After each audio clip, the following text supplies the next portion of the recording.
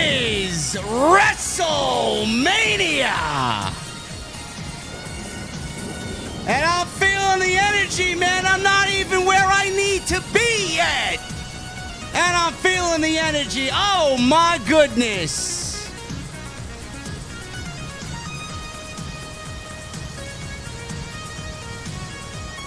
Paul Heyman, man, that New Yorker. Paul Heyman, man.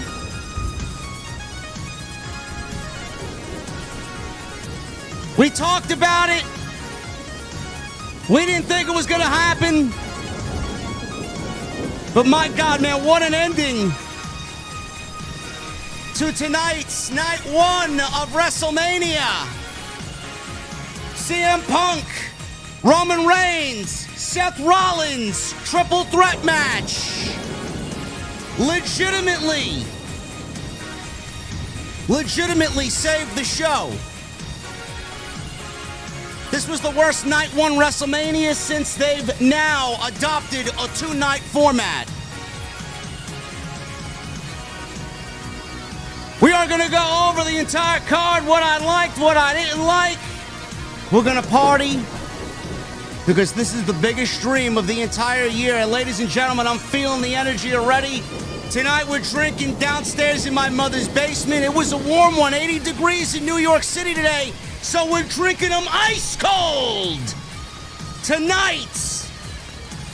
And when I park the dark horse and walk in, I want to know on this Saturday night, what the fuck are you guys drinking? I'll see you over there.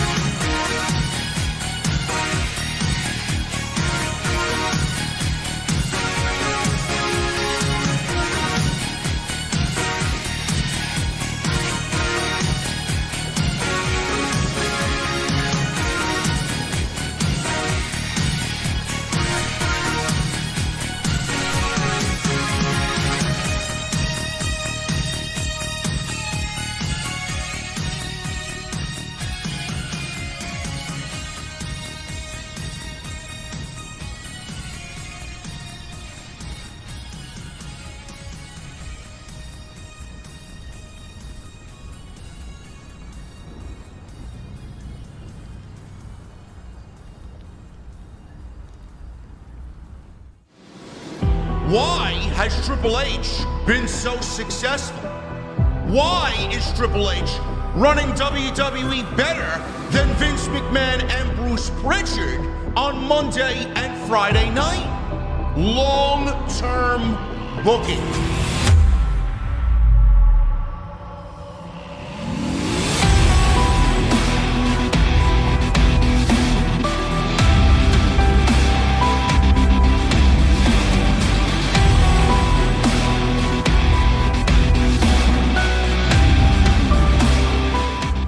What is going on, guys? Thank you so very much for joining me right here on Off the Script. This is your Night 1 WrestleMania 41 post-show review for your April 19th, 2025. I am your host, JD from New York, as always, coming to you live from the OTS venue inside my mother's basement.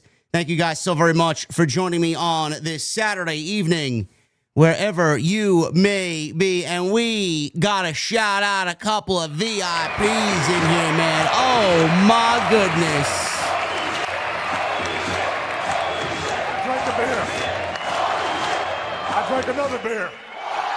3 beers. 4 beers. Oh no. 5 beers. Oh no. 6 beers. 7 beers. 8 beers. 9 beers. and a Bloody Mary. Oh, my goodness. David Thiering with a $200 super chat to start us off here tonight. What in the world did we just witness in that main event? All I'm going to say is thank God it happened, because prior to that, something felt off. Though I'm happy Jacob Fatu and Jey Uso won and Charlotte did not. I'm hoping night 2 hits it out of the park. Top to bottom, OTS for life.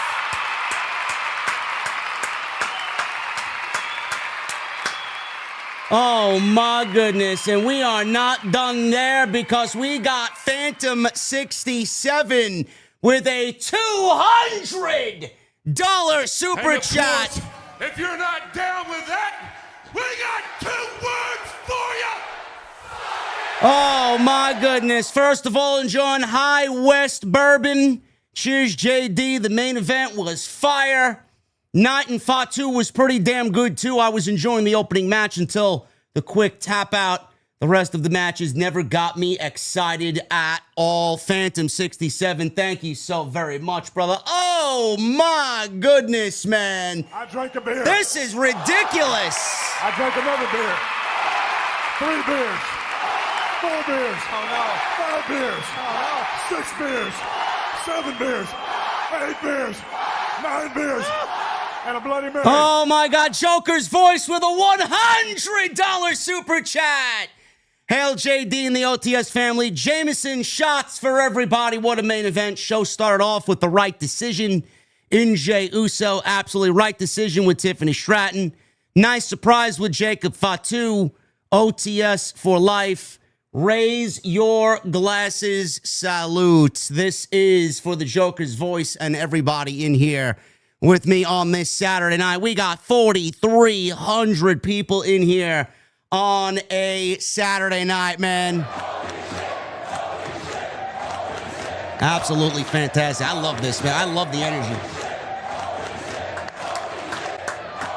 I love the energy already, man. Thank you guys very much. Best community, hands down, in the entire IWC. You guys are awesome.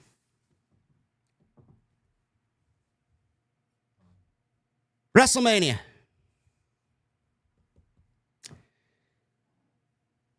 You guys know I'm always honest with you, man. You guys know I'm always honest with you. Hour 1 went by. I didn't really feel anything. Hour 2 went by. I didn't really feel anything. We finally got to LA Knight and Jacob Fatu. I finally felt something. I finally saw something that was at least WrestleMania worthy. Finally, after that 2-hour show that we got. Started at 7, got to 9 o'clock.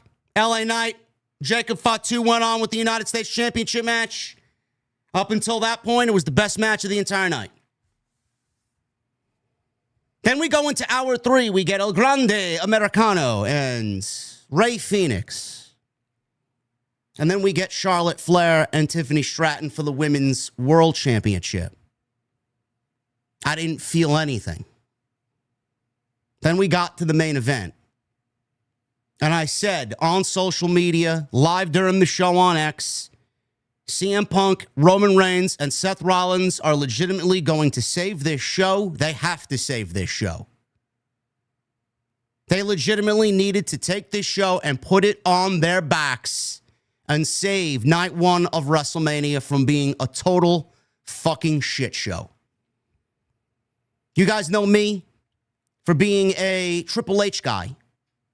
This is no secret. It goes back to the days of Black and Gold. I was the flag bearer of all flag bearers for Triple H during the Black and Gold era. He could do no wrong. He could do no wrong at all. I still am a Triple H guy. We are living a good life compared to what we got with Vince McMahon. Believe me. Believe me. Has everything Triple H done been right? Has everything Triple H done been great? No. No. And then I find it funny how people think that I'm all of a sudden going to switch to the other team because they seemingly might be doing better.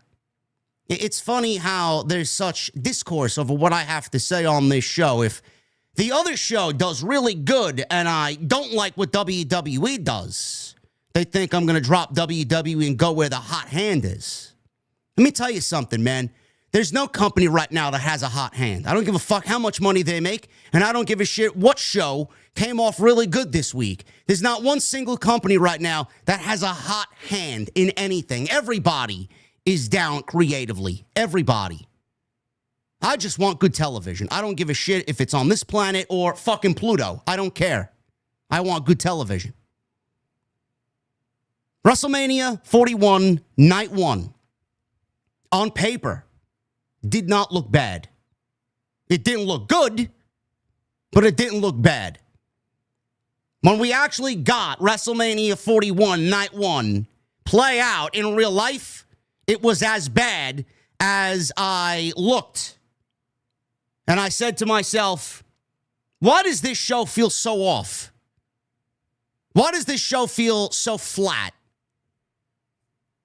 This was the worst night of WrestleMania since they adopted the two-night WrestleMania format. If you don't like that, I don't really give a shit. If you don't like that, I don't care. This may be the worst WrestleMania show that they've ever done since the pandemic era. That was only 5 years ago. WWE, they did not put on a WrestleMania-like show tonight. And it's all right to be negative, folks. It's all right to be critical of the product. For the amount of money that people paid to sit there tonight with the total attendance, supposedly, of 61,000, we have every right to sit here and say how we feel about the show. Jey Uso opened the show with Gunther and won the World Heavyweight Championship. People even complained about that as soon as I tweeted that I didn't mind the match. Where was all that hostility following that match? That match really didn't look all that bad after what we had been given over the last 3 hours, huh? WWE, this was not a good show. This was not a good show at all. In fact, this was a Monday Night Raw episode disguised as a WrestleMania with a $100 million budget. That's all it was. And if you're okay with that, being WrestleMania, then you people are the exact people Triple H wants on his team. He doesn't want people like me who are going to give it to you honest and brutal and truthful. Those are the people that Triple H wants. It's all right to be negative, folks. I already see the positivity merchants on social media. I can't wait to see the IWC melt down over this WrestleMania when it ends. The show sucked. The show sucked. If you didn't have CM Punk, Roman Reigns, and Seth Rollins on this show in the main event, three guys who constitute, what, 1% of the fucking roster? This show would have been the worst WrestleMania show since WrestleMania, I don't know, what, 27? This show was not good. This show was not good at all. Why wasn't it good, JD? Give me examples. Why wasn't it good? The show wasn't good because WWE did not put any effort into the storylines coming into the show. All I heard, oh, this crowd sucks. Oh, Las Vegas is terrible. This crowd has no energy, JD from New York 206. Crowd has no energy. The crowd would have fucking energy if they were given something that they actually legitimately gave a shit about. Tell me they didn't have any energy when they actually were given things that they cared about. You could see where WWE went wrong just by the crowd reaction. Jey Uso, Gunther opened the show. Crowd gave a shit about that because who isn't going to be cheering for Jey Uso winning the World Heavyweight Championship? Then we got the War Raiders versus the New Day, man. Oh, my God, man. The War Raiders. The War Raiders and the New Day, man. I heard fucking crickets louder than fucking Las Vegas. Not a single fucking peep. Not a single peep. And the New Day had one of the best heel turns of the modern era only in November. Jade Cargill and Naomi. Crickets. Naomi's been doing some of the best work of her fucking career. Crickets. It was only then when LA Knight came out, who everybody loves, and Jacob Fatu, who everybody's just fucking blown away by because of what the guy does in the ring for the United States Championship. The crowd instantly came alive again. Then we get Grande Americano and Rey Fénix. Even that felt off. That felt off. Tiffany Stratton and Charlotte Flair. What an awful pro wrestling match. I don't know what the fuck went on in that match, but if you guys still think Charlotte Flair is the best women's wrestler in the world, man, tonight really put a stamp on no, she's not. She's only about herself. She couldn't give a single fuck about the division. Just like I said for the last 3 weeks. 4 weeks. 3 years. Then we got the main event. And the main event felt everything that you know and love about WrestleMania. Everything. With an ending that really is going to set us up for a memorable night 2. So why did this WrestleMania night 1 of WrestleMania 41 fall flat? It's because the stories that they put into everything else on the show outside the big names, they didn't really put any effort into anything that wasn't the main event. They didn't. People didn't care. And then you mix that with the flow of this show, and you mix that with the length of these matches.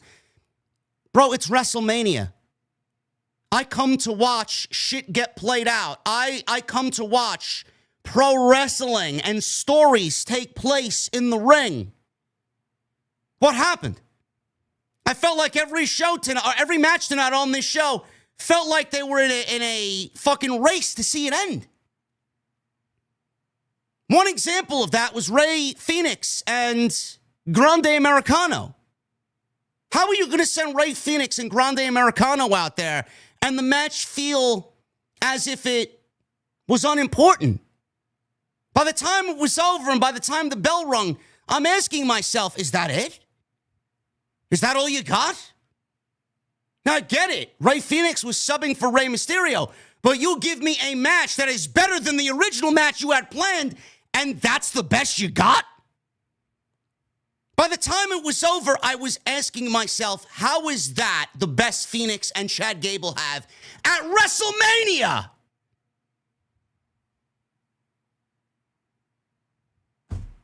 Jey Uso and Gunther, I even felt, that's it? What happened to everything that we got for the last 3 weeks? Did we get that intensity played off? Did that play itself out?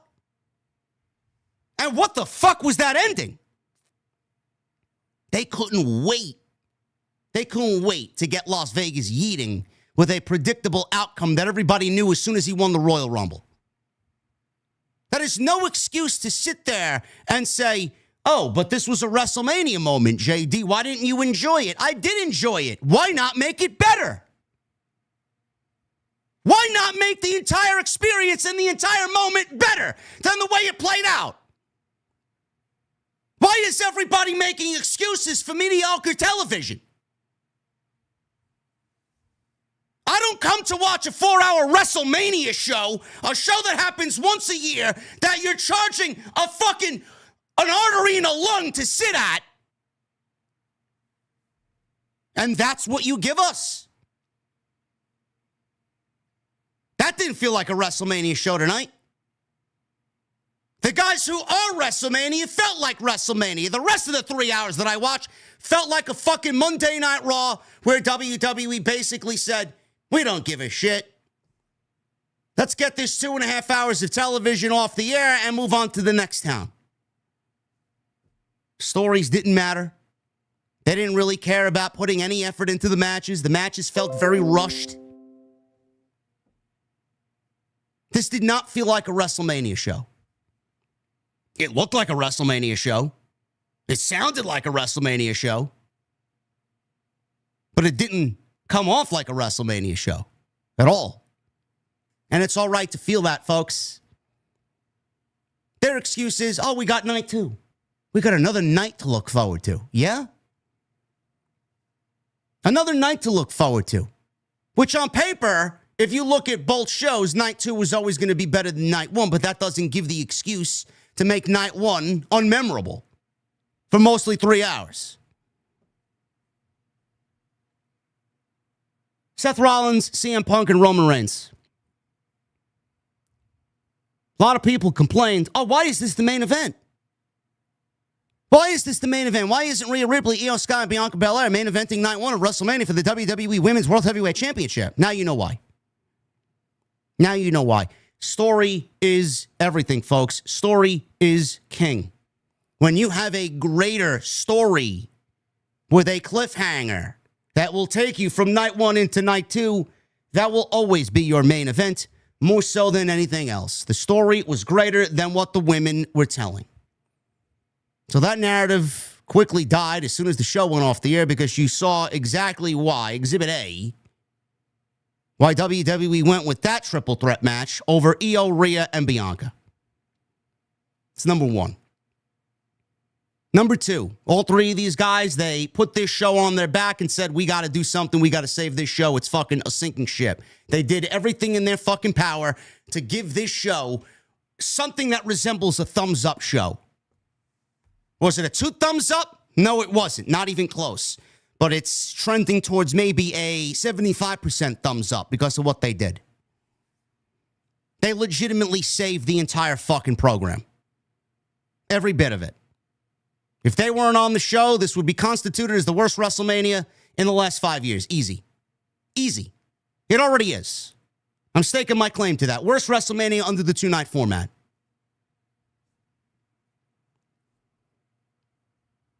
This might have been the best triple threat match in company history. I know that has big-time competition. I don't want to be one of those guys that comes on here and says everything that's new in WWE is the best ever. I am more invested in these guys than anybody previously that had a triple threat match. This was fucking great. Everything about this was fucking great. From the bell ringing, this was great. Everything. If it wasn't the best, it's certainly top 3. Easy. This was the best triple threat match that the company has put on in many, many, many years. This might be the best triple threat match in pro wrestling all year, and that already has stiff competition. But the thing that makes this the best is the story. I don't give a fuck how many flips and dives and fucking Canadian destroyers you could do, and how many near falls and kickouts of finishes you could do. This one had much more going into it than any other triple threat match already this year. So let's get that out of the way. There were a lot of people. It started becoming a thing several weeks ago when Paul Heyman, he was integrated into this storyline, and he was the focal point. He was the centerpiece of this storyline. A lot of people, they were saying, who's the third man? What third man? What are we talking about? Why is there a third man? Who is the third man? What third man are you speaking of? Everybody is going back to The Rock, doing the 3. Who's the third man? It all goes back to The Rock using the number 3. He did it at Bad Blood, and he did it at the Elimination Chamber. I'll get to you guys in a second. Thank you for the super chat love. You guys are killing it already. We're almost at $1,000 in super chat, man. Let's get 2,000. Everybody's asking, who's the third man? Everybody is wondering who the third man is. Some people in the community are like, what the fuck are you talking about, third man? Even Solomonster on Tuesday Night Titans, there's no third man. He laughed at it. He laughed at the idea of it being a third man. All through my content this week, I asked several people. We were live with Jesse. We were live with Santi Zap. We were live with Ango. Third man. Who's the third man? Have you guys heard about this notion of the third man? Are you guys under the belief that Paul Heyman could possibly walk out with Seth Rollins? Seth Rollins doesn't need Paul Heyman. Seth Rollins, Paul Heyman. It doesn't make sense. I was one of those people. I heard it from you guys. I heard it being whispered online, on Twitter, and I sat with it. Prepping for my shows, taking my notes for the week, I sat with it. What are they talking about? Rollins, Heyman, Rollins. Third man.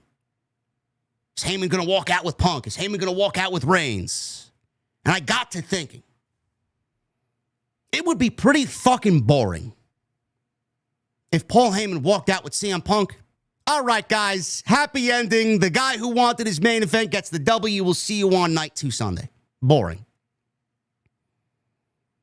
Paul Heyman walking out with Roman Reigns. Doesn't really do anything for me if he turns on CM Punk to join Roman Reigns. We've seen that. We've been there, done that.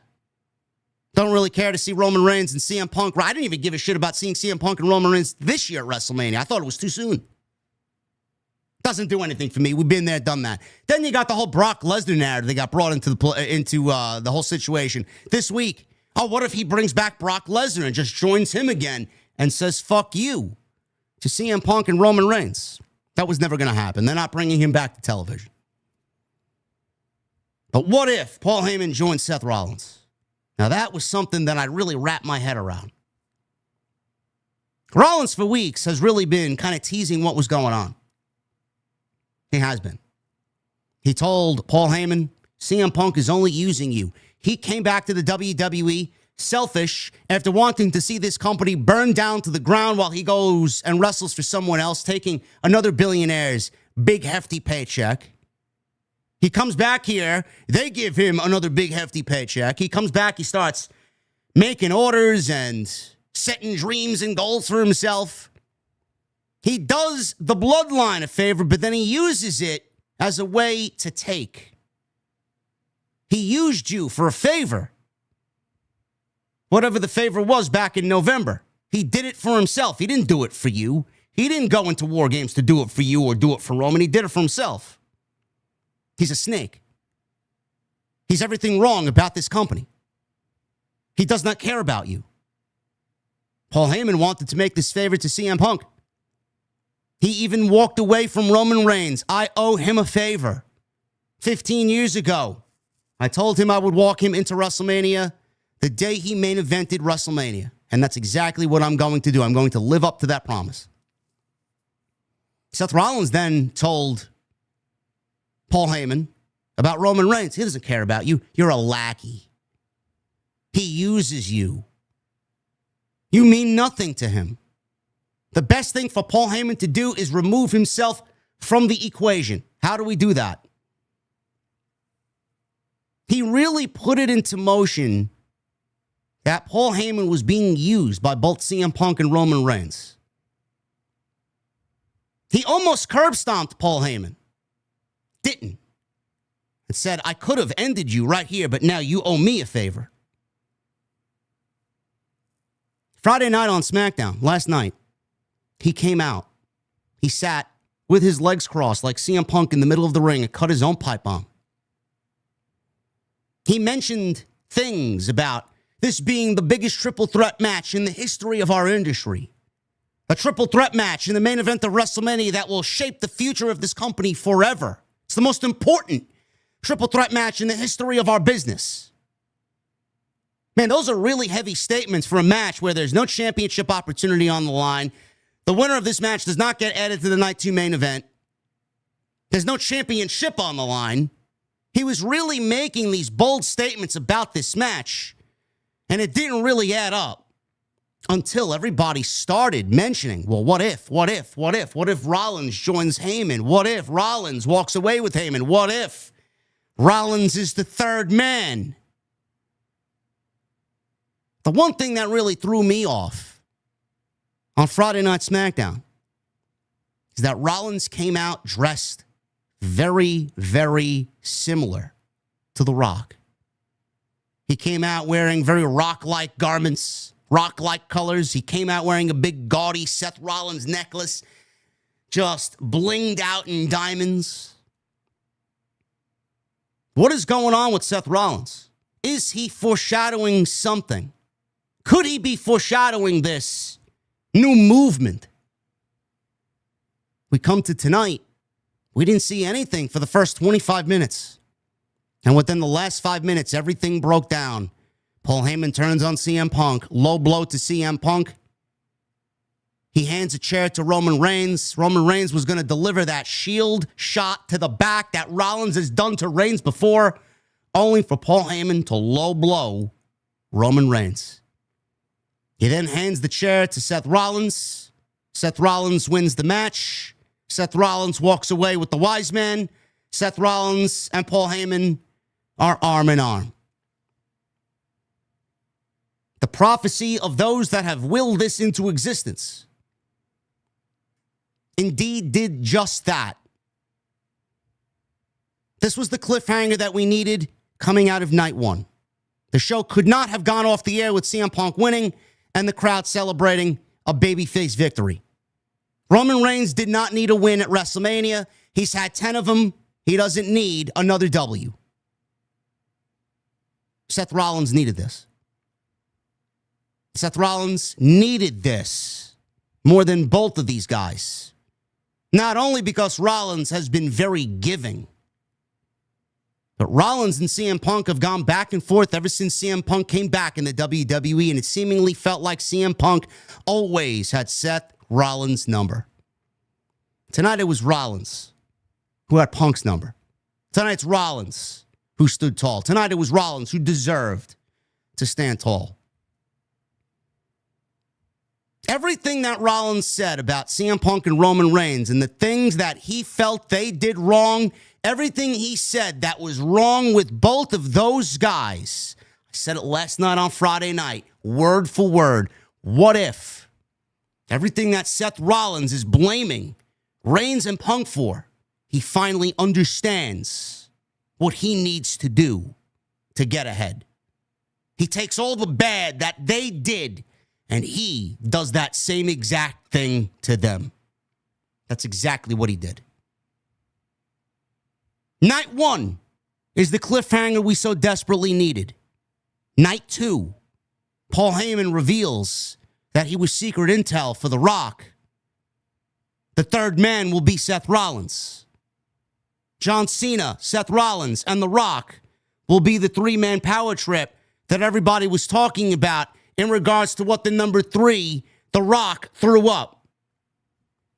The Rock is going to help John Cena win the WWE Championship. Seth Rollins will be there.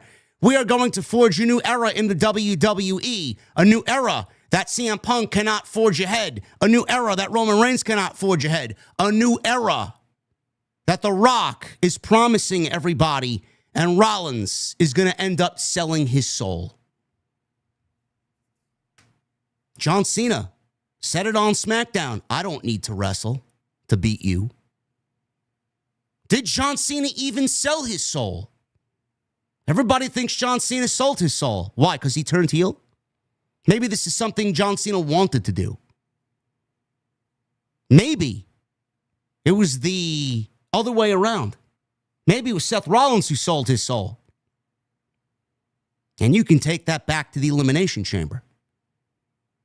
He physically helped John Cena win the Elimination Chamber as he stood outside the cage and yelled, "Die," at CM Punk. The reason John Cena maybe didn't mention The Rock is because he didn't need to. Maybe it was Seth Rollins who sold his soul, and they kept it very tight-lipped for the last 8 weeks. I firmly believe Rollins is working in collusion with The Rock, and I do think the cliffhanger that we got tonight is directly going to affect night 2 of WrestleMania. That was a tremendous end.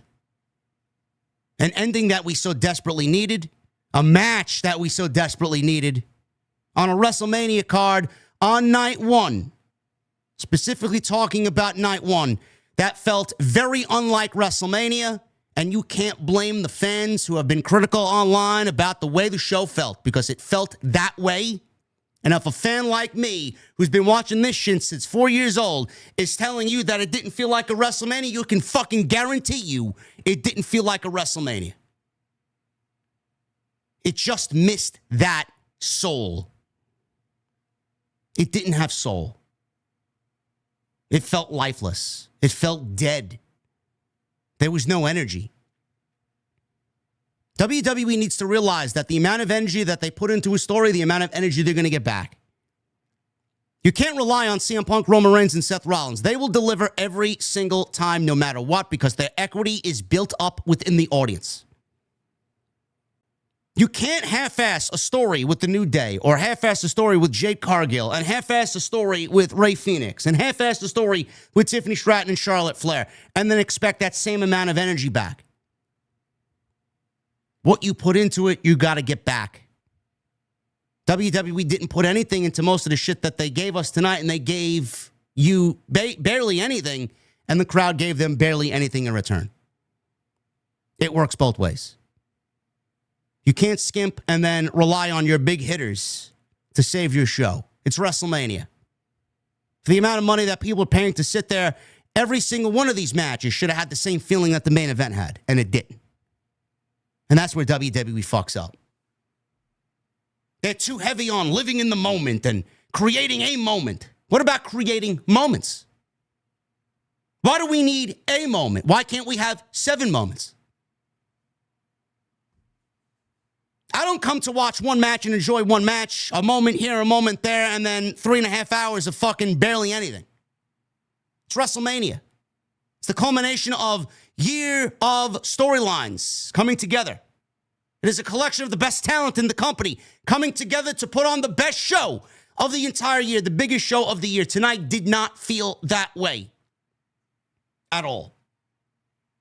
The main event did, though. And the main event is going to set us up for what I feel is going to be a very memorable night, too. We're going to talk about this entire show from top to bottom. We're going to go over some of the important happenings that happened on the Countdown show. We'll talk about Jey Uso's World Heavyweight Championship victory. We'll talk about Tiffany Stratton and Charlotte Flair. We'll talk LA Knight and Jacob Fatu. And we'll get into that tremendous main event tonight with CM Punk, Roman Reigns, and Seth Rollins. Triple threat match, which was fucking unbelievable. You guys are awesome.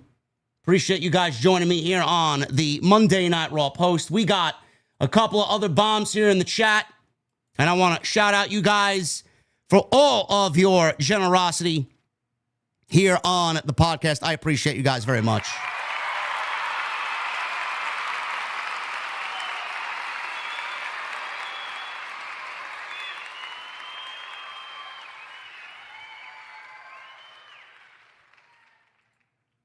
Cody Snyder with a $100 super chat. This is for Living Color and that Punk entrance. Yes, it was great indeed. David Bird with a $99.99. We knock out of the park night 1 with a $100 super chat. And I appreciate you guys very much for all of your support here. Keep that energy coming on in, man. We're going to get through this post-show review tonight right here on Off the Script. Follow me on social media at JDfromNY206, Twitter, Instagram, TikTok, and Cameo. Hit that subscribe button down below. Turn on the bell for all notifications. Go check out all of the great content on the channel. There is plenty of it. Everything you need is on the homepage. We were very busy this week, from Monday into Tuesday, Wednesday, Thursday, Friday, tonight, tomorrow, Monday, Tuesday, Wednesday. By the end of this stretch, there will be 10 straight weeks, or 10 straight days rather, I wish. 10 straight days of streams for this WrestleMania week. It's unbelievable. So make sure you guys go and check out all the content on the channel. Thumbs up. We got 1,500 likes. We need 2,000 likes minimum. Make sure you guys hit that thumbs up. We got new merch. We shut it off on last night's stream. Link is down in the description of this video. Go check it out. Shout out to everybody live on X right now who's watching me. I appreciate you guys very, very much. You guys are awesome. Tonight's show is sponsored by Blue Chew. BlueChew.com, code JD at checkout. Make sure you guys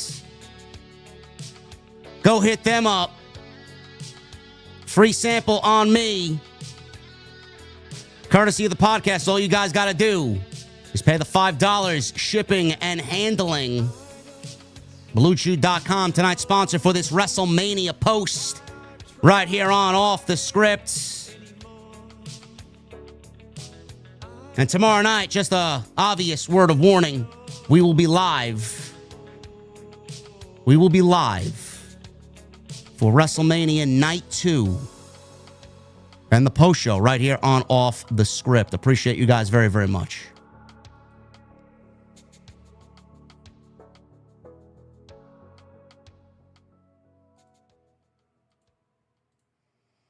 We're going to start with the pre-show. The post show is going on right now. I don't know what's going on in the post show. Some of you guys were saying Jey Uso was drunk, which I would not be surprised by because he is the new world heavyweight champion. So why wouldn't he be drunk? Of course he'd be drunk. I know I would be. Now, there were a couple of major announcements that happened on the pre-show, the countdown show.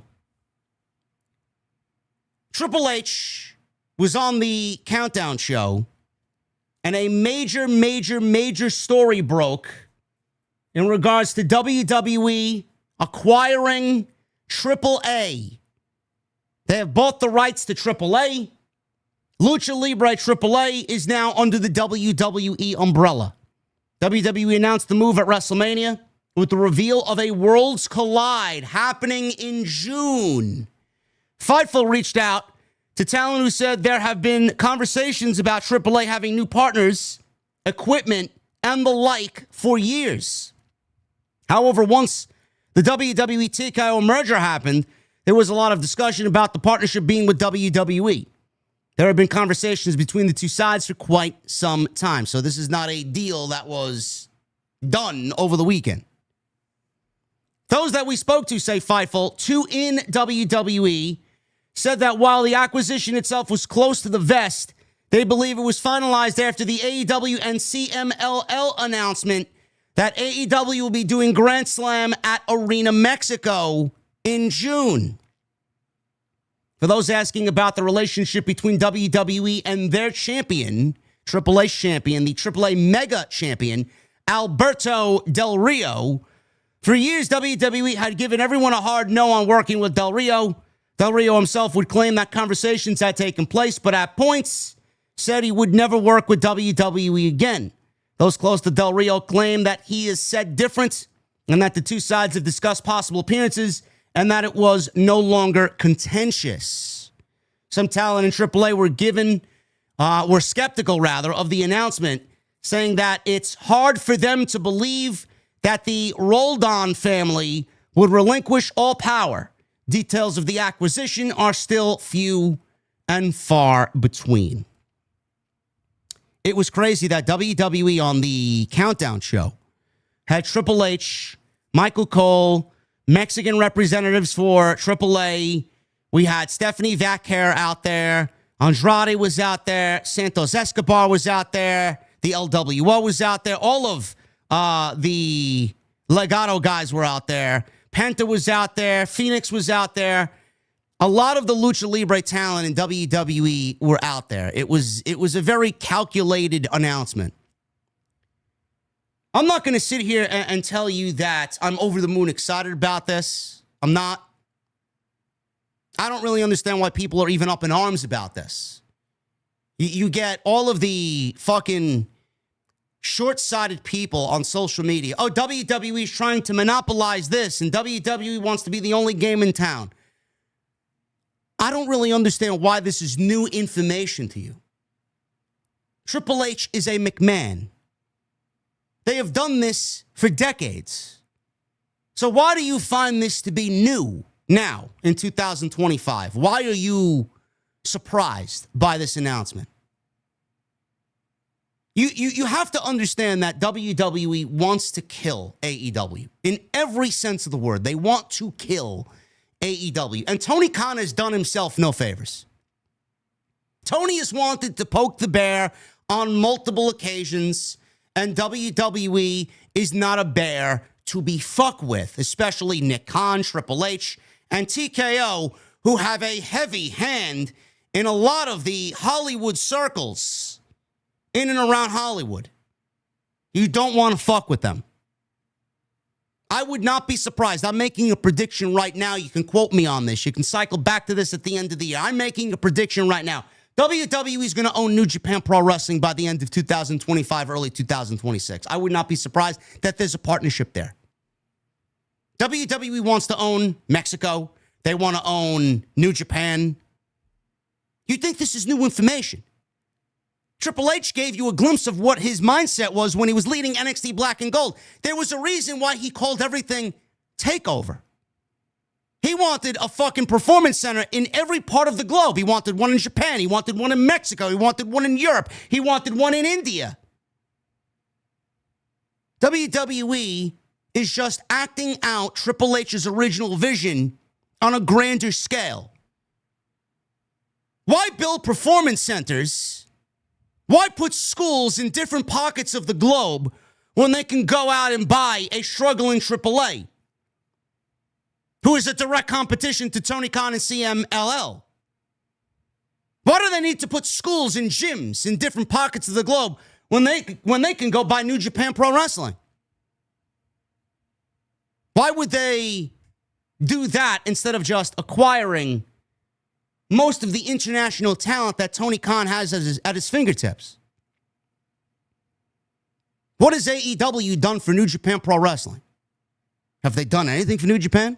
Have they marketed New Japan? Have they let New Japan know that this is a partnership, a fruitful one at that? New Japan's not going to get anywhere with AEW as their partner. AEW is only sucking New Japan dry. He's already fucking rated them of all their top talent. So what do you think New Japan is going to do with AEW? Nothing. Tony Khan will end up buying New Japan, own the tape library because he's a fucking mark.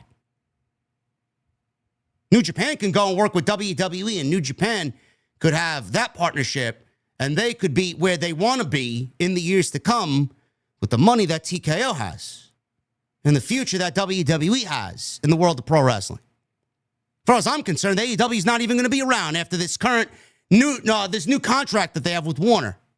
5 years. After the 5 years, you'd be lucky if there's even an AEW still in existence. Do I care about this move? No, I don't. I find it funny, if anything. To see Vikingo on WWE television at WrestleMania in a ring tonight, I find that funny. Because he was in one of the best main events that AEW's put on against Kenny Omega, and he was a guy that they really wanted in AEW. That's not going to happen now, is it? Everybody seems to think that this is some big fucking deal, some big conspiracy. They're telling you what they're doing. They want all of the international talent so that AEW has no access to international talent. Plain and simple. They are cutting off the food chain. They are cutting off the water supply for AEW. Again, don't fuck with the bear. Tony Khan has all the money in the world. He's got all the resources in the world, but he doesn't have a fucking brain on how to use it. He doesn't have the team that WWE has. So when AAA looks at AEW and CMLL and the fact that Tony won't work with AAA because CMLL and AAA, they don't like each other. WWE is going to do the one thing that everybody expects them to do. You know what? We'll go with their competition. We'll take them. And WWE is going to be eyeing New Japan next. You think The Rock's viral picture that went on Instagram was just him wearing a New Japan shirt, fucking having a Saturday night at home, fucking playing with the Rubik's Cube? How can I figure out this puzzle on how to get New Japan Pro Wrestling when they're partnered with AEW right now? And the fact that New Japan Pro Wrestling is partnered with CMLL and they want nothing to do with AAA. One company's playing chess, the other company's playing checkers. This Worlds Collide show is very interesting. Look at all the Mexican talent that WWE has. They're going to get a bigger platform than any other time in their last 10 years with WWE leading the charge. Something that Tony has desperately wanted to do with his luchadors. And it's going to pale in comparison to what WWE is going to do. WWE, again, one company's playing chess and the other company's playing checkers. Everything that they do is calculated and malicious. AEW announces Arena Mexico. WWE says, all right, you can run Arena Mexico, man. We're going to buy AAA. We're going to do a Worlds Collide show. Same month.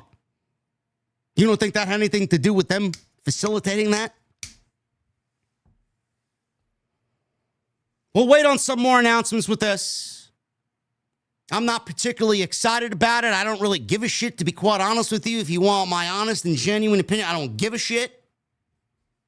But it's fun to see people fucking bent out of shape over this announcement. Oh, WWE is monopolizing the industry. Oh, WWE is looking to kill the indies. Nothing new here, folks. What else is in the news? There was another piece of information that happened on the Countdown show. Apparently, Bayley has been written off television and written out of WrestleMania. I didn't really understand what was going on here.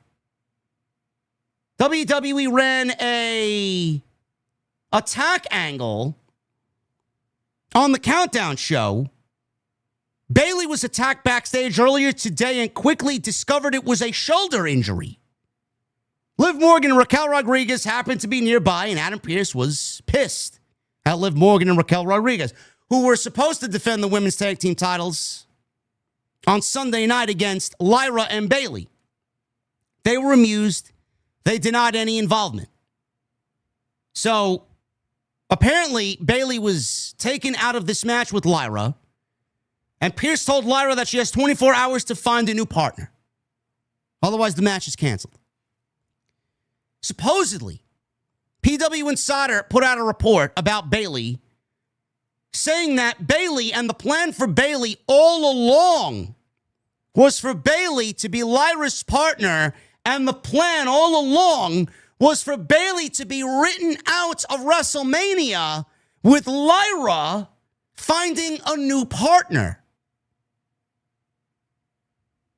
Now, obviously, the one partner that makes sense and the one partner that it will be Becky Lynch. We saw Becky Lynch at the Hall of Fame on Friday night, and Becky Lynch said that she will be back soon. She will be back integrated in WWE very soon. Lyra and Becky will be going after the tag team championships against Liv and Raquel. So my question is, and pardon me if I'm making too much sense here, or pardon me, I should say, if I'm critiquing the product and asking a very logical question. WWE thinks so lowly of Bayley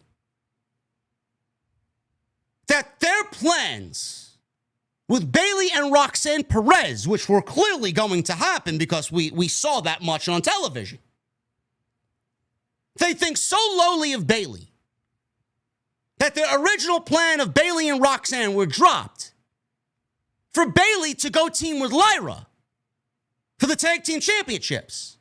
And their plan, because they dropped Bayley and Roxanne, their plan was for Bayley to get this match, get to Vegas, get to WrestleMania, and then get attacked the day before the match actually happens, and she's written out of the show on night 2. So WWE wrote Bayley out of a Roxanne storyline to write her into a story where she would be attacked the day before the match on WrestleMania weekend, only to then get replaced by Becky Lynch.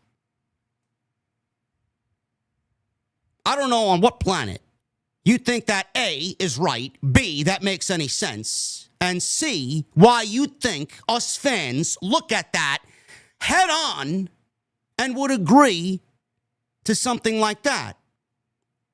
Why the disrespect to Bayley? She's not Becky Lynch. But why the disrespect to Bayley, who's been doing some solid work for the last 2 months? Bayley and Lyra were doing solid work. No, you're not good enough. We're going to go Becky Lynch. She's the bigger performer. She's going to get the bigger pop, and it's going to make the match a little bit more meaningful. Sorry, Pam. Maybe next year. How the fuck does that make any sense whatsoever?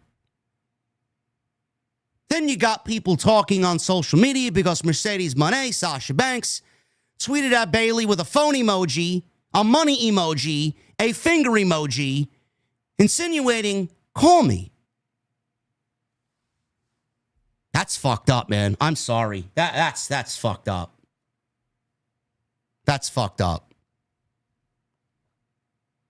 You know, and I see a couple of fucking half-witted retards in the chat. Oh, Bayley sucks. Why? Because you don't like Bayley? She deserves to not be on the WrestleMania card after she clearly was written into the WrestleMania card in a match, in a story, even had a tag team partner who she wrestled one-on-one and wrestled in a gauntlet match 5 times. Now, because you don't like Bayley, fuck Bayley, she sucks. She doesn't belong at WrestleMania. Becky's better, man. You people are fucking retarded. Just awful. Awful, awful, awful way to look at things. It's bad creative. I didn't like that. That match is happening on night 2. Those are the big 2 news stories coming out of night 1. WrestleMania night 1. The set. Let me talk about this set. Top 3 set of all time. WWE went and spared no expense for the WrestleMania set. I thought this set looked fucking phenomenal. I thought this set was easily top 3. I know a lot of people are going to look at the WrestleMania Orlando set with the roller coaster, and I know a lot of people are going to be looking at, you know, New Orleans was a great set. Even last year's set was, you know, a lot of people's favorites. The New York set, when they were at MetLife Stadium for 35. This is a top 3 set WrestleMania all time. The set looked fucking phenomenal, man. They had the casino-like structure. They had multiple different screens. They had this spiraling light fixture above the ring. And when things actually started to get sundown in the arena, because you got Allegiant Stadium with all the glass around the top portion of the stadium, everything looked so much better in the nighttime when it started getting darker outside. Top 3 set of all time. Top 3 set of all time. Los Angeles was good too. Los Angeles was good too. Hollywood wasn't bad. That was a good one too. I did enjoy that one. I thought this one was better. I'm a sucker for a good casino-like vibe. So it might not be in your top 3. It's definitely in my top 3. I thought the stage looked fucking phenomenal. WWE spared no expense tonight on the WrestleMania set. We start things off with Jey Uso and Gunther for the World Heavyweight Championship. The World Heavyweight Championship is opening night 1 of the show. I don't think people had a problem with this. I don't. It was not going to main event. It was never scheduled to main event. It didn't belong in the main event. Open of the show. Right place for it.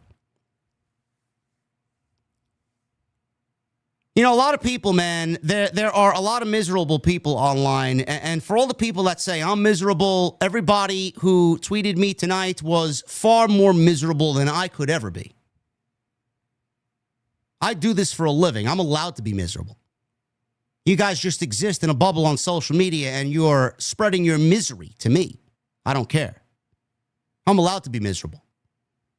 I have a show. I got 6,000 people in here. This match was not as bad as everybody made it out to be.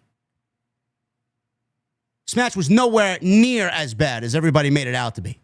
Oh, it's mid. Oh, this match was lame. Oh, this match sucked. JD from NY 206. It's great. Go spread that somewhere else. I could not give a single shit what you thought. If you thought the match sucked, you thought it sucked because you never wanted Jey Uso to win the Royal Rumble anyway. You thought it sucked because you had a problem that Triple H gave the Royal Rumble to Jey Uso. You thought it sucked because there are some people out there who are not a fan of what Gunther does, which I find very bizarre because Gunther's fucking phenomenal. People let their feelings, their genuine emotions, ruin what I thought was a decent match. And the reason why I say a decent match, because we got this match 3 other times before, and every other time that we got it, it was very mid. That I agree with. The 4th match that we got, which was this match tonight, was better than all 3 previous matches that these two have embarked on. And looking at what came after this for the last 2.5 hours, 3 hours, looking back at this to see what followed, gee, man, it didn't really feel all that bad. It didn't look all that bad after what we got following this, huh?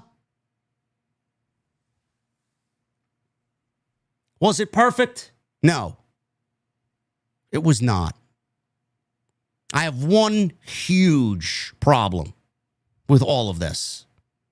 One huge, and I mean fucking gaping hole, huge problem. I don't know who produced this. I don't know who thought this was a good idea. I don't know on what fucking planet you people think that this story went off as good as it should or ended as good as it should. You should be fucking ashamed that they did this one thing in this match and thought, that's it, that's the moment. I've been watching wrestling way too long, man, to know that the moment could have been so much better than what WWE gave us. Gave Jey Uso and gave Gunther. This match went 17 minutes. Much longer than their 3 previous efforts. Jey comes out, he's all glittery, he's all sparkly, comes through the crowd. I mean, his entrance was like 10 minutes long. The bell didn't ring until 7:19. We got a video package, a hype package. We got Jey's entrance, Gunther's entrance. The bell rings, ding, ding, ding, at 7:19. A lot of people yeeted. Everybody yeeted to their heart's desire. Gunther could not be bothered. Came out, no fancy entrance. He came out, did what he did, took his jacket off, gets into the ring, and we get the match underway. Gunther was in control. Jey fights back. He hits a body slam on Gunther. Gunther chopped the shit out of him and chopped him out of the ring. Gunther was in control very quickly. After this, Jey hits a out-of-nowhere spear for a near fall. It's one spear. Starting with the spears early. Gunther hits a superplex off the middle rope, followed by a dropkick and a powerbomb for a near fall. Jey countered a powerbomb by hitting a hurricanrana, which looked great. For the size of Gunther, a hurricanrana on Gunther sometimes looks a little sloppy, a little clunky. This one looked very good. He followed with another spear, 2 spears now, and the Uso splash for a 2 count. Gunther grabbed his title, and he acted like he was going to leave. He was frustrated with the match and the way that it was going. Jey went for a suicide dive, and the referee had to dive out of the way, but the referee was distracted, and while this happened, Gunther did something very uncharacteristic of the Gunther character. He tried to cheat. He hit Jey with the belt, and that gave him the advantage. He goes up top. He hits his big gargantuan big splash off the top rope. He gets only a 2 count. Gunther applied a sleeper. The crowd started yeeting to get Jey Uso back in the match. Jey went for a rope break. Gunther pulled him into the middle of the ring. Jey did the rope break moments later and fought his way back to the ropes. Gunther then is up, attacking Jey with strikes. Jey invites him for more. He's wanting more. Give me more. What else you got? Keep going. Gunther chopped him down. Gunther chopped him repeatedly after this.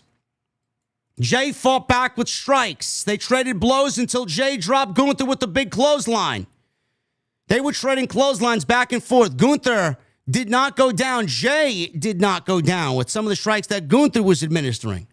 And it was one big clothesline that leveled Gunther down. Jey countered a sleeper into a German suplex. Gunther came back with a dinosaur-like drop kick, says Michael Cole.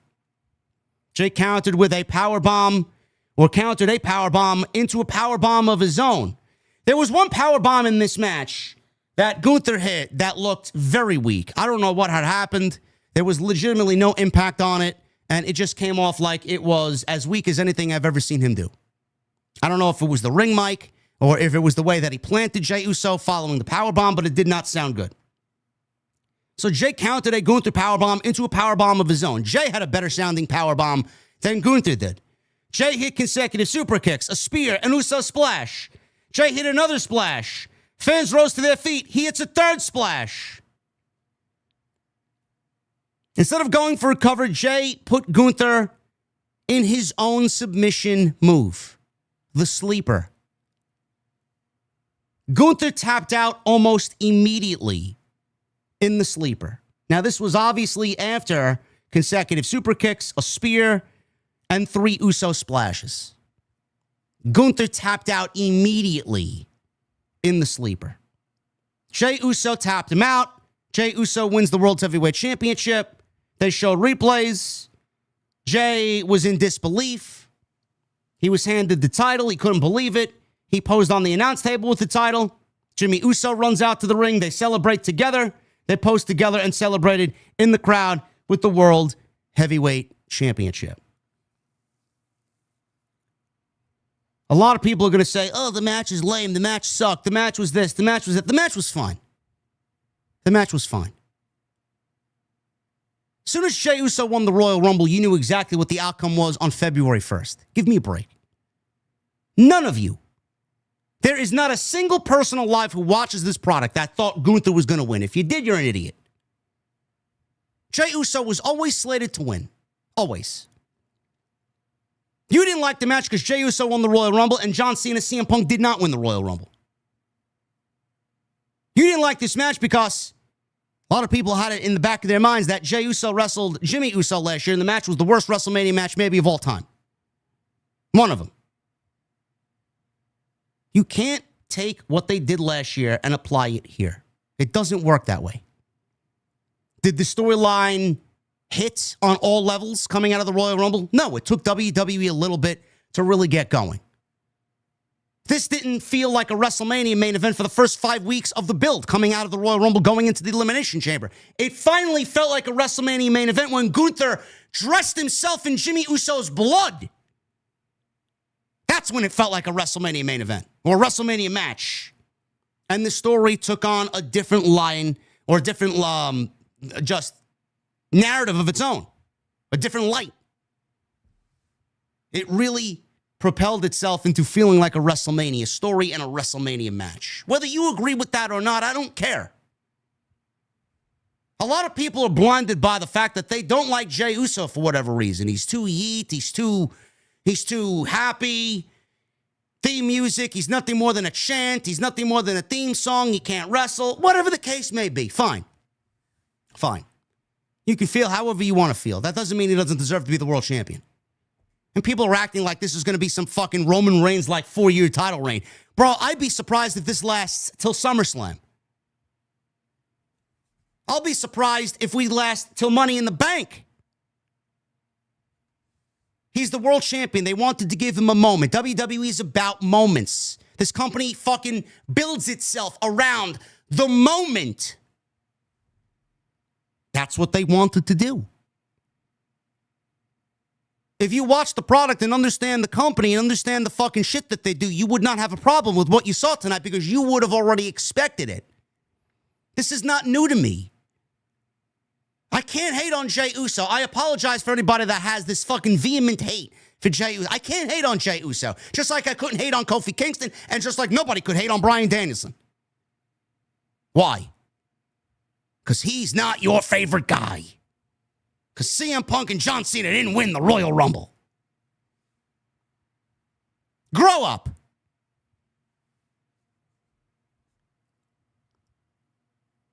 What we got in the story over the last 3 weeks, it did not translate to this match. I don't know who produced this match. I don't know why they went so soft here.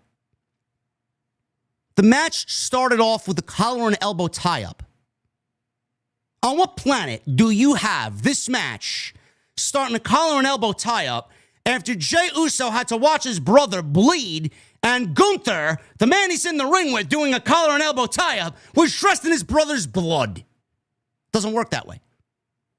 So whoever produced this match fucked up as soon as the bell rung. It's number one. Garbage.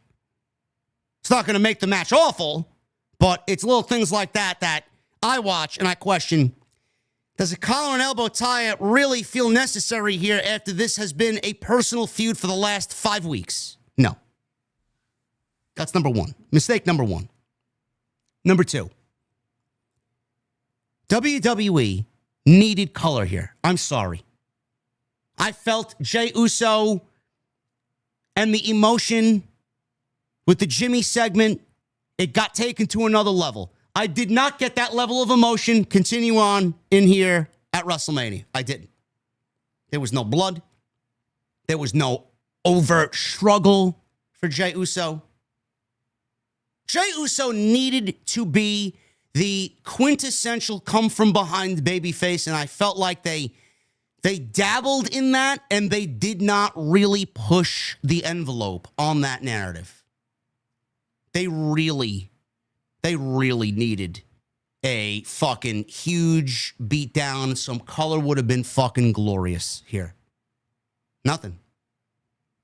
Out of everything, out of every story, some color here would have went a long way. Mistake number two. Mistake number three. Whoever produced this ending should be fired. I don't know who the fuck produced this match. I don't know what the fuck they were thinking.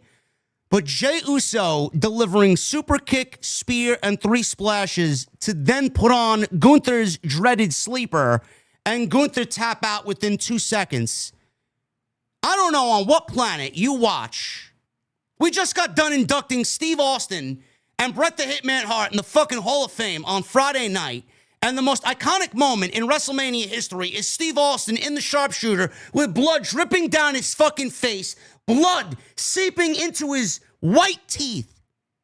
Him struggling to get out of the sharpshooter, with him ultimately fading away. Imagine if Stone Cold Steve Austin was in the sharpshooter for 2 seconds and ultimately tapped out. Would that moment be as iconic as it was? So why did you allow that to happen here? Gunther and Jey Uso ending in a tap out was a fucking mistake. On no fucking planet does anybody believe Jey Uso could tap out Gunther. On no planet. So that shouldn't have even been a fucking thought as the possible conclusion to this match. Super kick, spear, 3 Uso splashes. It should have been a collection of those things that pinned him. 1, 2, 3. Tyler Bate, Pete Dunne, all these people that had an in-ring match with Gunther did not tap Gunther out. Dragunov didn't tap out Gunther. Braun Breaker didn't tap out Gunther. Why did we have to go and have Jey Uso tap out Gunther? Do you know how ridiculous that sounds?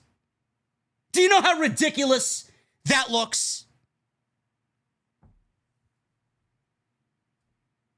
The moment could have been so much more. If you wanted to tap him out, there should have been this immense struggle. There should have been this immense struggle where Gunther fucking passed out and he was bleeding and they took a page out of the Bret and Austin book in WrestleMania 13. 2 seconds, done. Gunther got cucked out. Gunther got bitched out. How do you think that makes Gunther look? Just a ridiculous fucking ending, man. Just a ridiculous ending. I don't get it. So that by itself, that's what really bugged me most about this match. That's what really bugged me about this match. The match itself was fine. It was better than their last 3 efforts. But those little things, the collar and elbow tie-up, the lack of blood, the lack of fucking emotion coming out of those 3 weeks of just great television and promos in the bloody situation with Jimmy Uso. And then the tap out. Bro, really? Could have been so much better.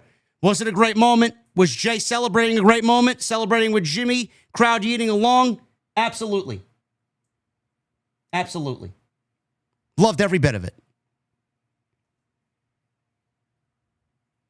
Jey Uso's the new World Heavyweight Champion. People are losing their minds. It's not going to be for long.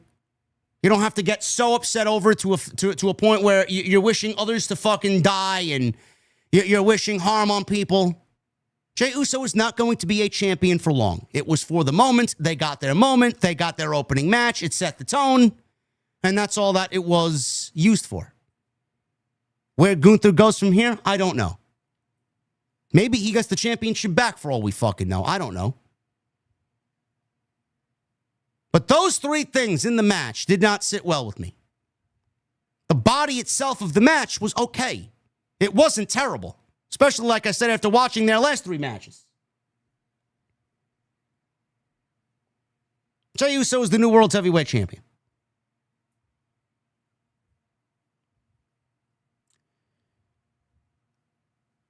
Rick Rubin, George Kittle, and Chris Angel, who lives in Vegas, who lives at the Luxor. He performs at the Luxor, was shown in the crowd. Kittle wore a Jey Uso shirt. He chugged his beer live on camera. Rick Rubin's there, acclaimed music producer who had a lot to do with Slayer, who was rumored to be playing Damian Priest to the ring tomorrow night against Drew McIntyre. They were all in the front row. Kofi Kingston and Xavier Woods, they came out next for the WWE World Tag Team Championships against the War Raiders. This match was sponsored by Clash of Clans. And they were all dressed from characters or like characters from the game. There you go. Cheap plug for the game. I don't know why this match was on the show. Why did this match need to take place on the show is what I want to know. I said this on Friday night. New Day got no reaction. They come out, they got no reaction. War Raiders come out, they got no reaction. This was basically a Monday Night Raw match taken off Netflix and put on WrestleMania's Night 1 card. Why? This match was built in 2 weeks. They moved the New Day into a program with the LWO after turning heel on Big E. They had a problem with Rey Mysterio. That got dropped. They followed nothing up with Big E in the New Day. Big E never made another appearance on television. They had them feud with the LWO. That got dropped. Everybody was talking about maybe the New Day against the LWO. Maybe the New Day teams with Grande Americano against Rey Mysterio, Rey Fenix, and Penta. They got a problem with Rey Mysterio, who's bullying them in the locker room. Chad Gable joins under the guise of Grande Americano. He finds this Lucha Essence. They team with him against the Luchadors. No, none of that happened. American Made moved into a feud with the LWO. Grande Americano moved into a feud with Rey Mysterio. The New Day, they got moved into a feud with the War Raiders. And this was built over the last 2 weeks. All because they targeted Eric of the War Raiders and his neck. Great. Why am I not surprised the crowd was fucking bored to tears? Because they aren't emotionally invested. There's no story for them to be invested in. Not only did you drop the momentum of the New Day coming out of one of the best heel turns in the last decade, you put them in the ring against a team that is uncharismatic to a point where it legitimately kills the crowd. They look like cartoon characters. Why am I supposed to care about the War Raiders? You put the titles on them. It was a decent moment. You did nothing with them. And yet you want me to care. Yet you got another set of tag team titles on SmackDown that you have been building some turmoil around since January. And WWE, instead of doing that on this show, they want to do the New Day and the War Raiders. This is why people complained on Friday Night SmackDown when Nick Aldis made DIY Motor City Machine Guns and the Street Profits a tables, ladders, and chairs match on Friday Night SmackDown next week. No wonder why people were complaining. Well, why isn't that on the show? And why is this on the show? This match should have been on Raw, and that match should have been on WrestleMania. At least that would have woken the crowd up here. No, but what do I know? I'm just a podcaster. I'm just a content creator that's complaining online. Nobody cared about this. If they can't see it, who the fuck is going to tell them? 60,000 people told them. I don't care. Was the match bad? No. It went 10 minutes, just like a Monday Night Raw match would go. Eric, he body slammed Ivar off the apron on top of the New Day early in the match. Kingston hit a senton over Eric's previously injured back and neck. New Day took over. New Day tried a high-risk spot here. Eric wound up slamming Kofi Kingston onto Xavier Woods. Ivar made the tag and knocked Kingston and Woods down with a double handspring elbow. Woods came back with an honor roll clothesline. New Day set up a double team. Eric made the save. Kofi Kingston gave him a trouble in paradise before Ivar hit Kingston with a big spinning kick. Ivar hit Kingston with the moonsault right into his legs. Woods broke up the cover with a big flying elbow off the top rope. Eric hit Woods with some knee strikes. Kingston saved him from the War Raiders finish, which is, what are they called? War Machine or Valhalla something? Whatever. Ivar hit Kingston with the moonsault. They go for the finish, and Kingston saved Woods from their finish. Woods distracted the referee at this point while Kingston tripped Ivar off the ropes. New Day got rid of Eric and hit Ivar with the up, down, down. Woods pinned Ivar while Kingston held Ivar's feet out of the referee's vantage point, and the New Day win the WWE World Tag Team titles. Now, are they better off on the New Day? Sure. The New Day are much more charismatic than the War Raiders. The titles were dying a death on the War Raiders. But that doesn't mean that this match needed to be on WrestleMania, especially over the other tag team title match that you've been building a story around since January. This one was not WrestleMania worthy at all. And if you asked, why is this on the card? You and everybody else in this chat felt the same way. Michael Che, Jelly Roll, and O'Shea Jackson Jr. were shown in the crowd. More celebrities in the front row behind commentary. There were a lot of empty seats there. I guess they kind of cycled celebrities in every break just to get a new round of celebrities on camera. We go into match 3. Naomi and Jade Cargill. This went 9 minutes. Naomi actually had new theme music, heel theme music. I didn't really get a good listen to it, but from what I heard, it wasn't terrible like we usually hear. But I'm glad that they actually changed her theme music because she has been coming out to her babyface theme under this new heel persona. And I'm glad she finally came out with new theme music. I even questioned that last night on Friday night. I'm like, why is she still coming out to the Gloat theme? So WWE finally introduced Naomi with new music under this new heel persona she's been playing. So good on them. Hopefully we can get a better listen to what it actually sounds like, but it is heel-like. I don't know if it's really going to be distinct enough for Naomi, but we will see. She went one-on-one with Jade Cargill. Jade Cargill got a WrestleMania entrance. Some goofy weather reporter who was standing out front in Allegiant Stadium. Obviously, he was standing in front of a green screen, and he was doing the weather report, and he had all this different type of weather come at him. It was sunny, and then it was hailing, and it was raining, and it was windy, and then he bolted off screen because the weather was getting too tumultuous for him, because a storm was coming. And then they went back to live.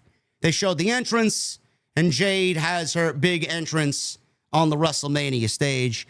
She comes out looking like a Fortnite character. She's got lightning bolts all over her. She's got this black, this white and gold look to her. She looked like a fucking Greek goddess, man. It looked like she was chiseled out of granite. Was Jade Cargill. She looked great. She always looks great. Physically, she looks great. Nobody looks like Jade Cargill. Nobody.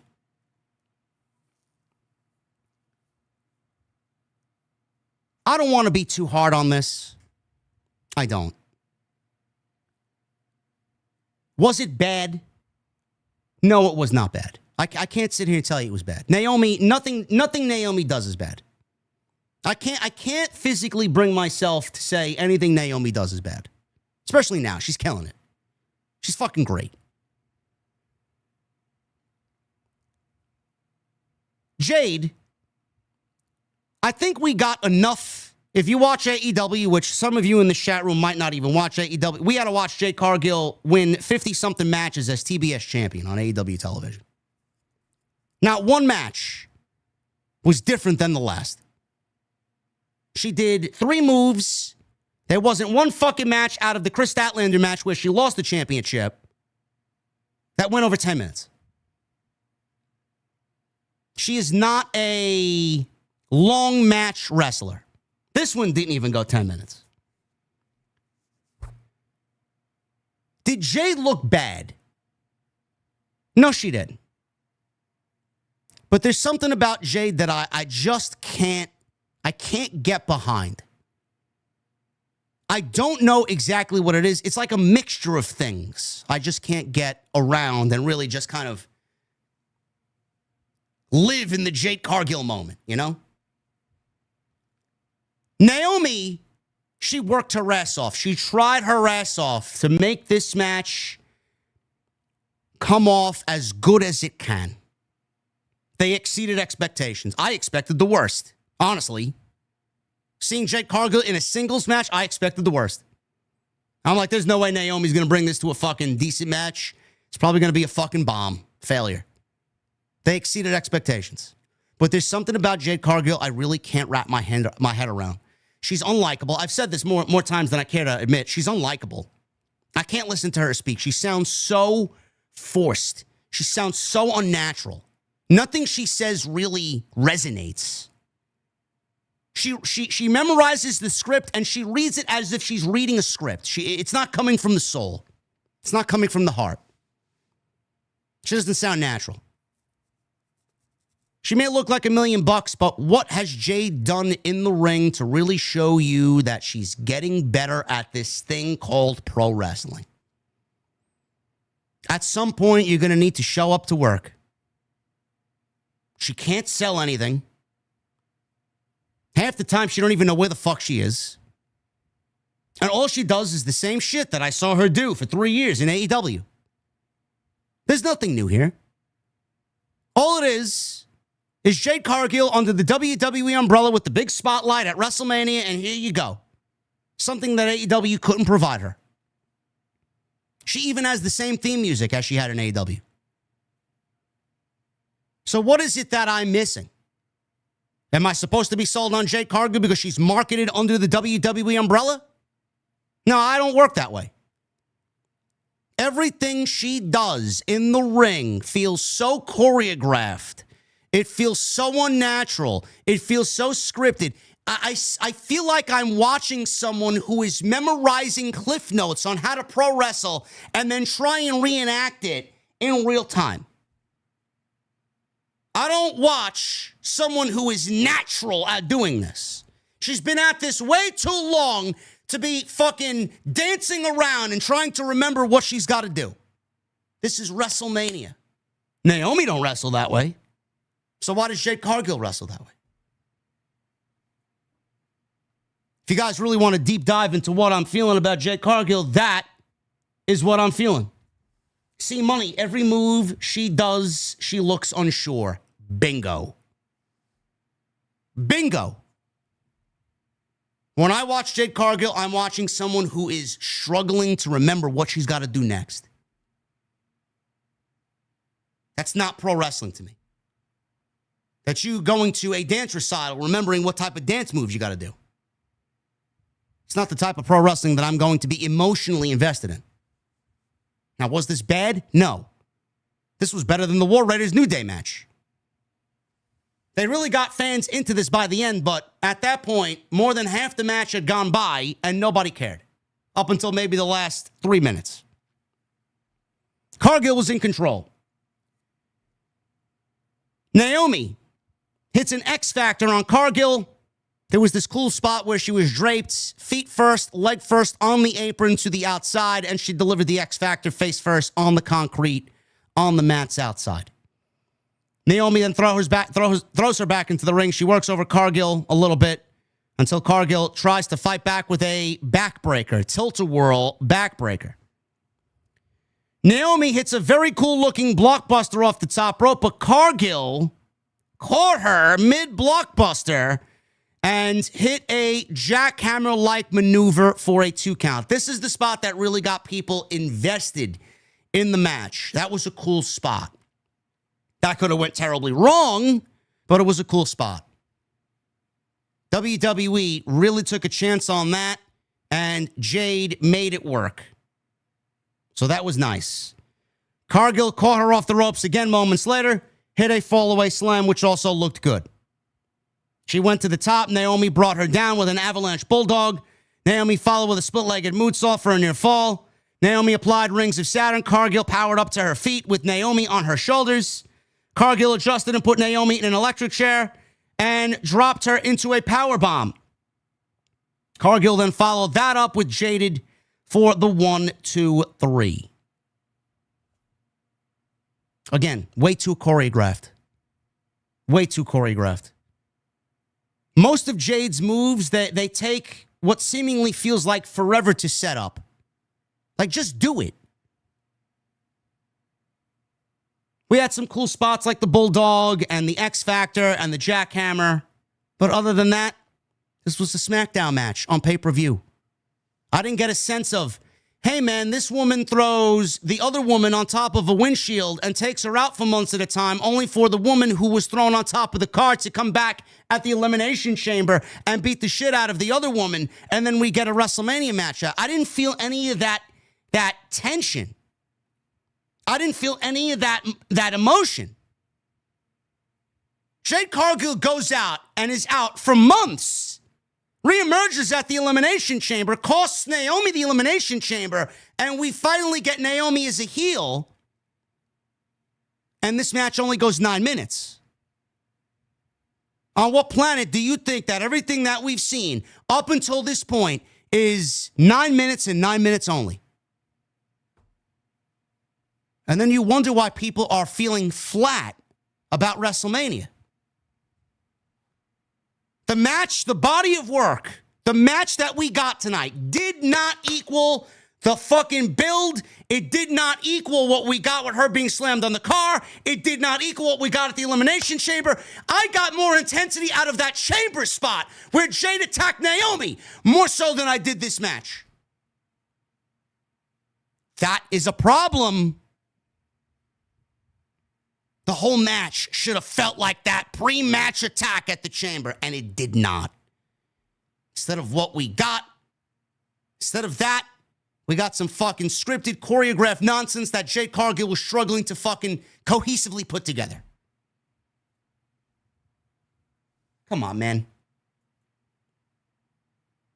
You guys want me to shill Triple H? You guys want me to shill Tony Khan, but when I say something bad about WWE and I say something bad about AEW, I'm nothing more than, oh, now JD wants to play for the winning team. I can't say nothing bad about these shows because people start to say, oh, what team is JD on now? Motherfucker, I'm on team. I want good pro wrestling and good stories where I'm emotionally invested. That's the team I want to be on. Do you not want me to call out the garbage that we see in the first 3 matches? I could easily come on here and be a fucking positivity grifter and say, hey, man, this WrestleMania was one of the best ever. Please invite me to the post-show media scrum.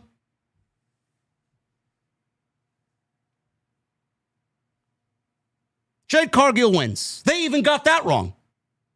Naomi should have won this first match. She's the one that turned heel. She's the one that she's got the most to lose.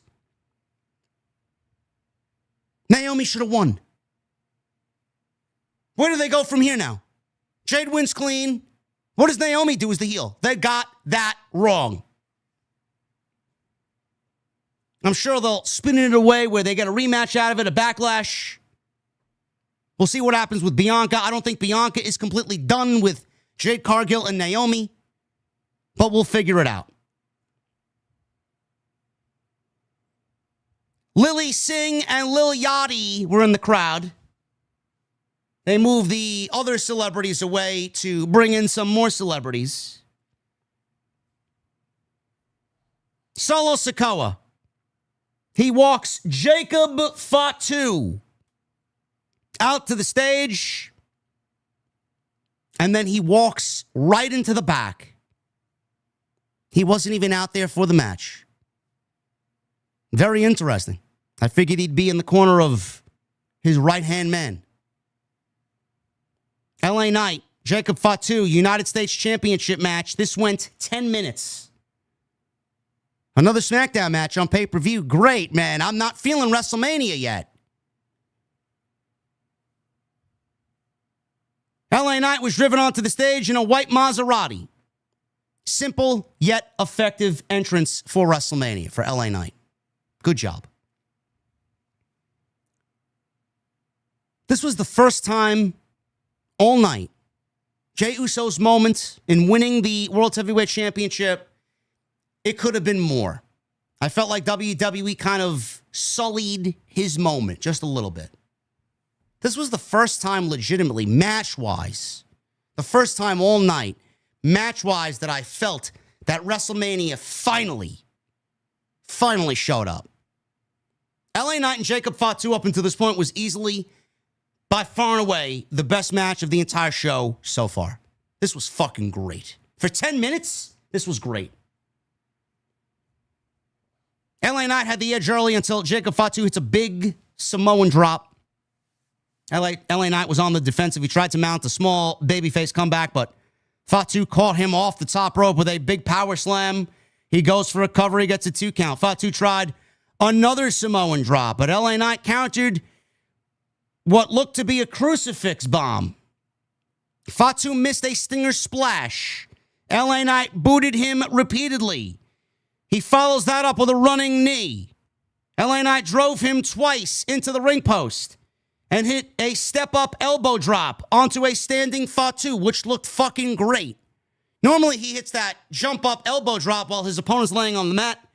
Fatu was just getting up, and he delivered the elbow only to knock Fatu down. Again with the elbow. That was a great spot. Fatu set up for the mighty moonsault. LA Knight ran up the ropes and hit an avalanche release German suplex for a 2 count. Fatu came back with a super kick, 3 running hip attacks, and a senton bomb off the top rope for a 2. They were going back and forth with yeah and Fatu, dueling chants. Fatu went up for the mighty moonsault. LA Knight caught him, and he fell into a BFT, which looked fucking unbelievable.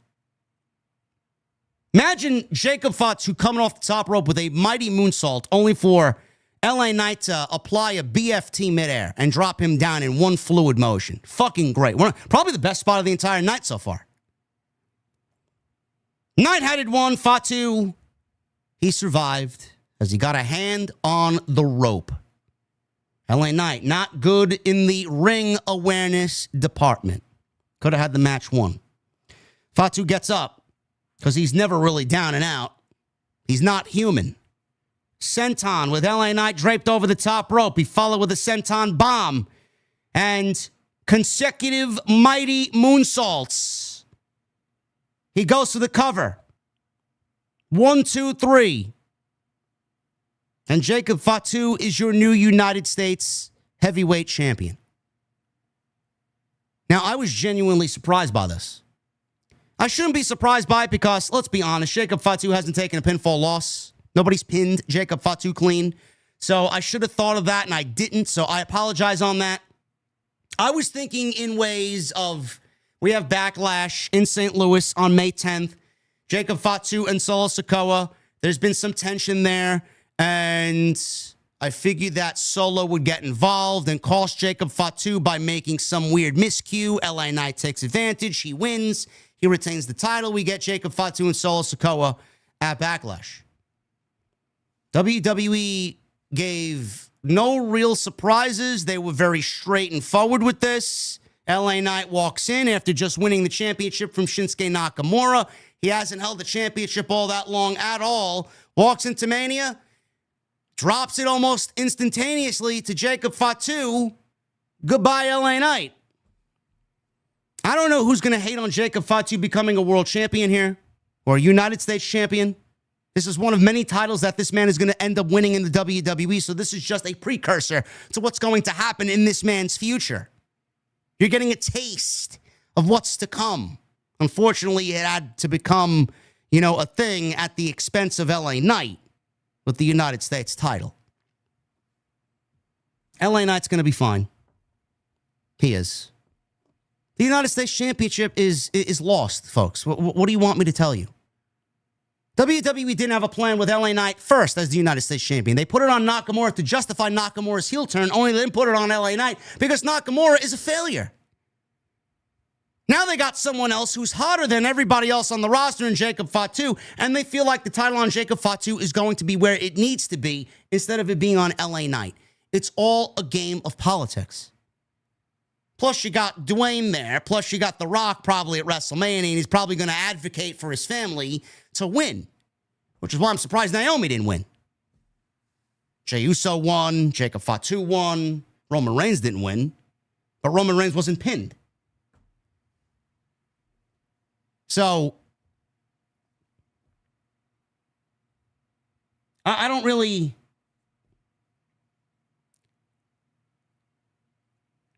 understand why everyone is going to be upset about the United States Championship situation. You're going to be fine. Oh, Roman was pinned. I'm sorry. Roman was pinned.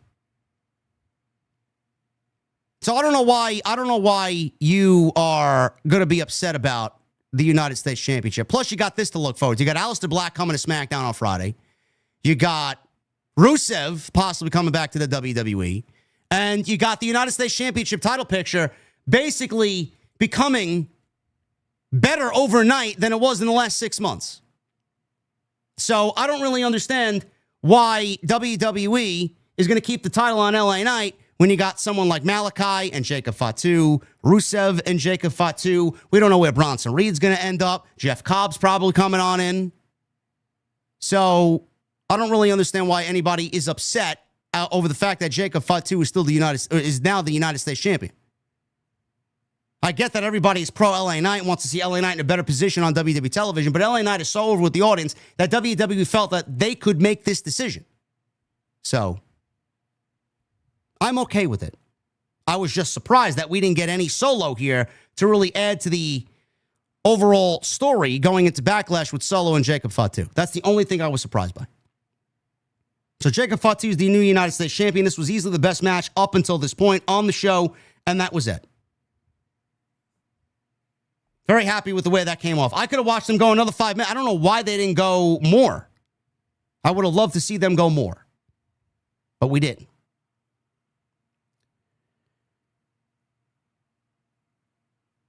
The next match is something that I was very much looking forward to, and I don't want to say it disappointed me. I just feel like WWE breezed through it as if we didn't get the original match, so we don't really care to deliver this match because this is not something that we had advertised. I don't know what WWE's mindset was for this next match, but it did not feel as good as it should, honestly. We got a video package for Rey Fenix in Rey Mysterio's place. This was the same video that they had dubbed the voiceover with El Grande Americano and Chad Gable. They've been showing a lot of video packages across television over the last week or so. They replayed a lot of these on tonight's show. El Grande Americano's entrance was probably my favorite entrance of the entire night. Out of every entrance that we got tonight, the specialty entrances for WrestleMania, El Grande Americano's entrance was the best entrance in my opinion. They had this big-time yellow tint filter over his entrance. His comical theme played over the PA system. Alicia Taylor announced he was from the Gulf of America. And he comes on out. He's got this long cape around his neck, and he's got this mariachi band playing him to the ring. And he's yelling, "Hola!" and "Gracias!" So I really enjoyed his entrance. Vikingo was shown front row. Vikingo of AAA was shown front row, which is so fucking insane to see on WWE television. Just very weird to see Vikingo on television, on WWE television. Dana White was also there. I'm assuming he's a fan of Grande Americano. I don't know why Dana White wouldn't love Grande Americano. He's from the Gulf of America. So this match was a very good replacement for Rey Mysterio. Rey Fenix was a very good replacement for Rey Mysterio. And I said on social media as much. Rey Fenix and Pentagon Jr., 6 months ago, they were in Guantanamo Bay, not doing much of anything. And come April, they're both on the WrestleMania 41 card. Two guys that were not being booked on AEW television. Two guys that were held captive in AEW. Two guys who were in a company that did not want to book them to the best of their ability. And to see them on the WrestleMania card, both on night one and night two, man, it's a beautiful thing to see. So I'm very proud of them. I'm very happy for them. Rey Mysterio got injured on Friday Night SmackDown in a spot where Julius Creed pulled him out of the ring and he hit a little too hard on the mat. I don't know what exactly happened. It was in the first third of the match, right before the commercial break. Julius pulled him out of the ring and he splat on the concrete outside. I don't know if it was his knee or if he tweaked his ankle. I don't know, but Rey Mysterio was on the Countdown show and they were promoting this match even throughout the day as still taking place. And it was a game time decision on Rey Mysterio announcing that his replacement was Rey Fenix and that he would not be medically cleared in time to compete at WrestleMania. I don't know when WWE got word that Rey Mysterio was not going to be competing. I don't know if they knew immediately. I don't know if they knew on the Countdown show and they introduced Rey Fenix then and there. I'm very curious to know. I'm curious to know because this match only went 8 minutes. And like I said in the beginning, Chad Gable, who we know is Grande Americano, and Rey Fenix in a WrestleMania match only going 8 minutes, I can't feel anything but underwhelmed. I can't feel anything but underwhelmed in this situation. This match easily could have went 15 minutes and could have been a fucking match of the night. And they didn't. They didn't even get out of second gear. We got the typical hijinks. We got some cool Rey Fenix spots. We got Chad Gable as Grande Americano cheating like he's been with the steel plate in his mask. And we got an inclusion here by Vikingo, who was in the ring, a WWE ring. He physically was in the ring at the end of the match. Very disappointed by this. They didn't know this match was happening before yesterday, apparently. So, in an unfortunate coincidence, Gable and Fenix were both in a situation where they had similar color schemes on their ring attire. Gable shoved Vikingo at the start of the match because Vikingo was sitting in the front row. So, Vikingo gave him a step-up Pele kick right to the face. Gable stumbled into the ring. The bell rings. The match began. So it couldn't be a disqualification because the bell hadn't rung yet. They went back and forth. Gable launched Fenix into the corner with an overhead suplex. He then did a move, or Grande Americano. Americano then did a move that I'd never seen Chad Gable do before. This was probably the spot of the night. Gable did a 630 off the top rope. I don't know what the fuck he did. I don't know where he got that from, but Chad Gable hit a 630 splash, and it looked fucking phenomenal. Phenomenal. Unbelievable. Crowd went fucking crazy for this thing. So after the 630, Phoenix tried running the ropes. Gable tripped him up. Referee distracted. Gable, at this point, with the ref, with his back turned, loaded his mask with that steel plate we've seen him use. Phoenix hit a running kick to the face. Phoenix, of course, kicked Gable in the mask, and he hit the mask with the loaded steel plate. So he sold the foot. Injured the foot. Gable caught his injured foot in an ankle lock. Phoenix reversed it into a cradle for two. Phoenix came off the top rope, but Gable headbutted him out of midair. Gable then hit a diving headbutt off the top rope with the loaded mask. 1, 2, 3, and Grande Americano wins in 8 minutes over Rey Fenix. I wonder if this was going to be the amount of time they gave Rey Mysterio and Grande Americano, or if the fact that this match came together very quickly, that they only gave them 8 minutes to go out there and do what they had to do and call the entire match in the ring. I'm very curious to know what happened here. Because I said it once, I'm going to say it again. El Grande Americano and Rey Fenix in a WrestleMania match, and I feel very underwhelmed. That just feels wrong to say. Everything felt rushed up until this point. 8 minutes here. LA Knight and Jacob Fatu went 10 minutes. Naomi and Jade Cargill, 9 minutes. War Raiders in the New Day, 9 minutes. I mean, this is WrestleMania. 9 minutes, 9 minutes, 10 minutes, 10 minutes. Like, what the fuck are we doing? What are we doing? This is what I said at the beginning of the show. I felt like most of these matches just happened and were breezed through. This did not feel like a WrestleMania. In match and execution. Vikingo jumped the barricade, came into the ring, and helped Rey Fenix to his feet after the match. And it looks like Chad Gable, under the Grande Americano mask, is probably going one-on-one with Vikingo at Worlds Collide. This thing is going to continue. I have no problem with it continuing, as I think Chad Gable is fucking hilarious in this role. And I think him under the mask wrestling as Grande Americano is great television. And if we could get matches out of it with Rey Mysterio, Rey Fenix, Penta, Vikingo, I think that's a great deal. Shawn Michaels, he came out on stage and announced the attendance of 61,467. They called this a sellout. The number was written for him on a cue card, which he read. I don't know what WrestleTix was reporting. If someone wants to look at the WrestleTix Twitter account and get a final number for the WrestleMania 41 attendance for night one, I guarantee you it's not 61,467. WWE usually embellishes by a good 4,000 to 5,000 people extra.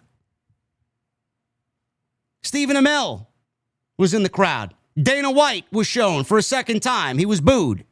So they keep ushering different celebrities in the front row to get a clear rotation of celebrities on camera after every match. Tiffany Stratton. We finally had a match go over 10 minutes. 11 minutes. Tiffany Stratton and Charlotte Flair. Women's Championship. This went 19 minutes. Tiffany Stratton came out first. Every other champion tonight came out last. Tiffany Stratton came out first. Gee, I wonder why. Charlotte Flair had to come out last. Tiffany Stratton came out first. Every other champion came out last. They didn't think I noticed. I noticed. She had a Barbie-themed entrance and entered out of a custom Barbie doll box, which they said was made by Mattel. Charlotte was driven to the stage, just like LA Knight. LA Knight was driven in a Maserati, a white Maserati. LA Knight, and his entrance was, to me, the more preferable car, in my opinion. Charlotte was driven onto the stage in a Rolls Royce.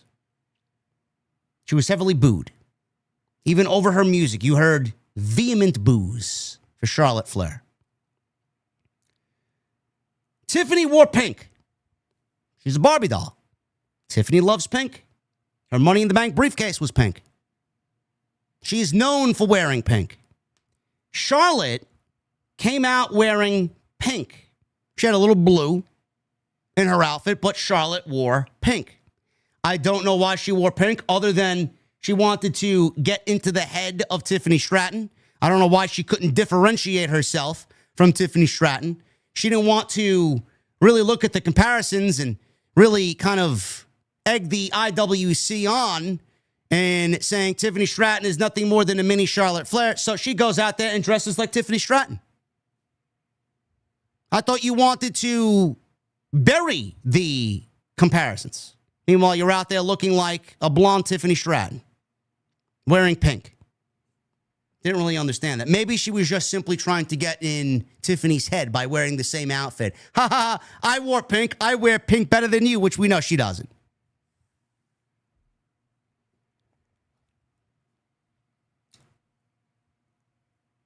I know there are some people that are going to say this was the best match of the night up until this point.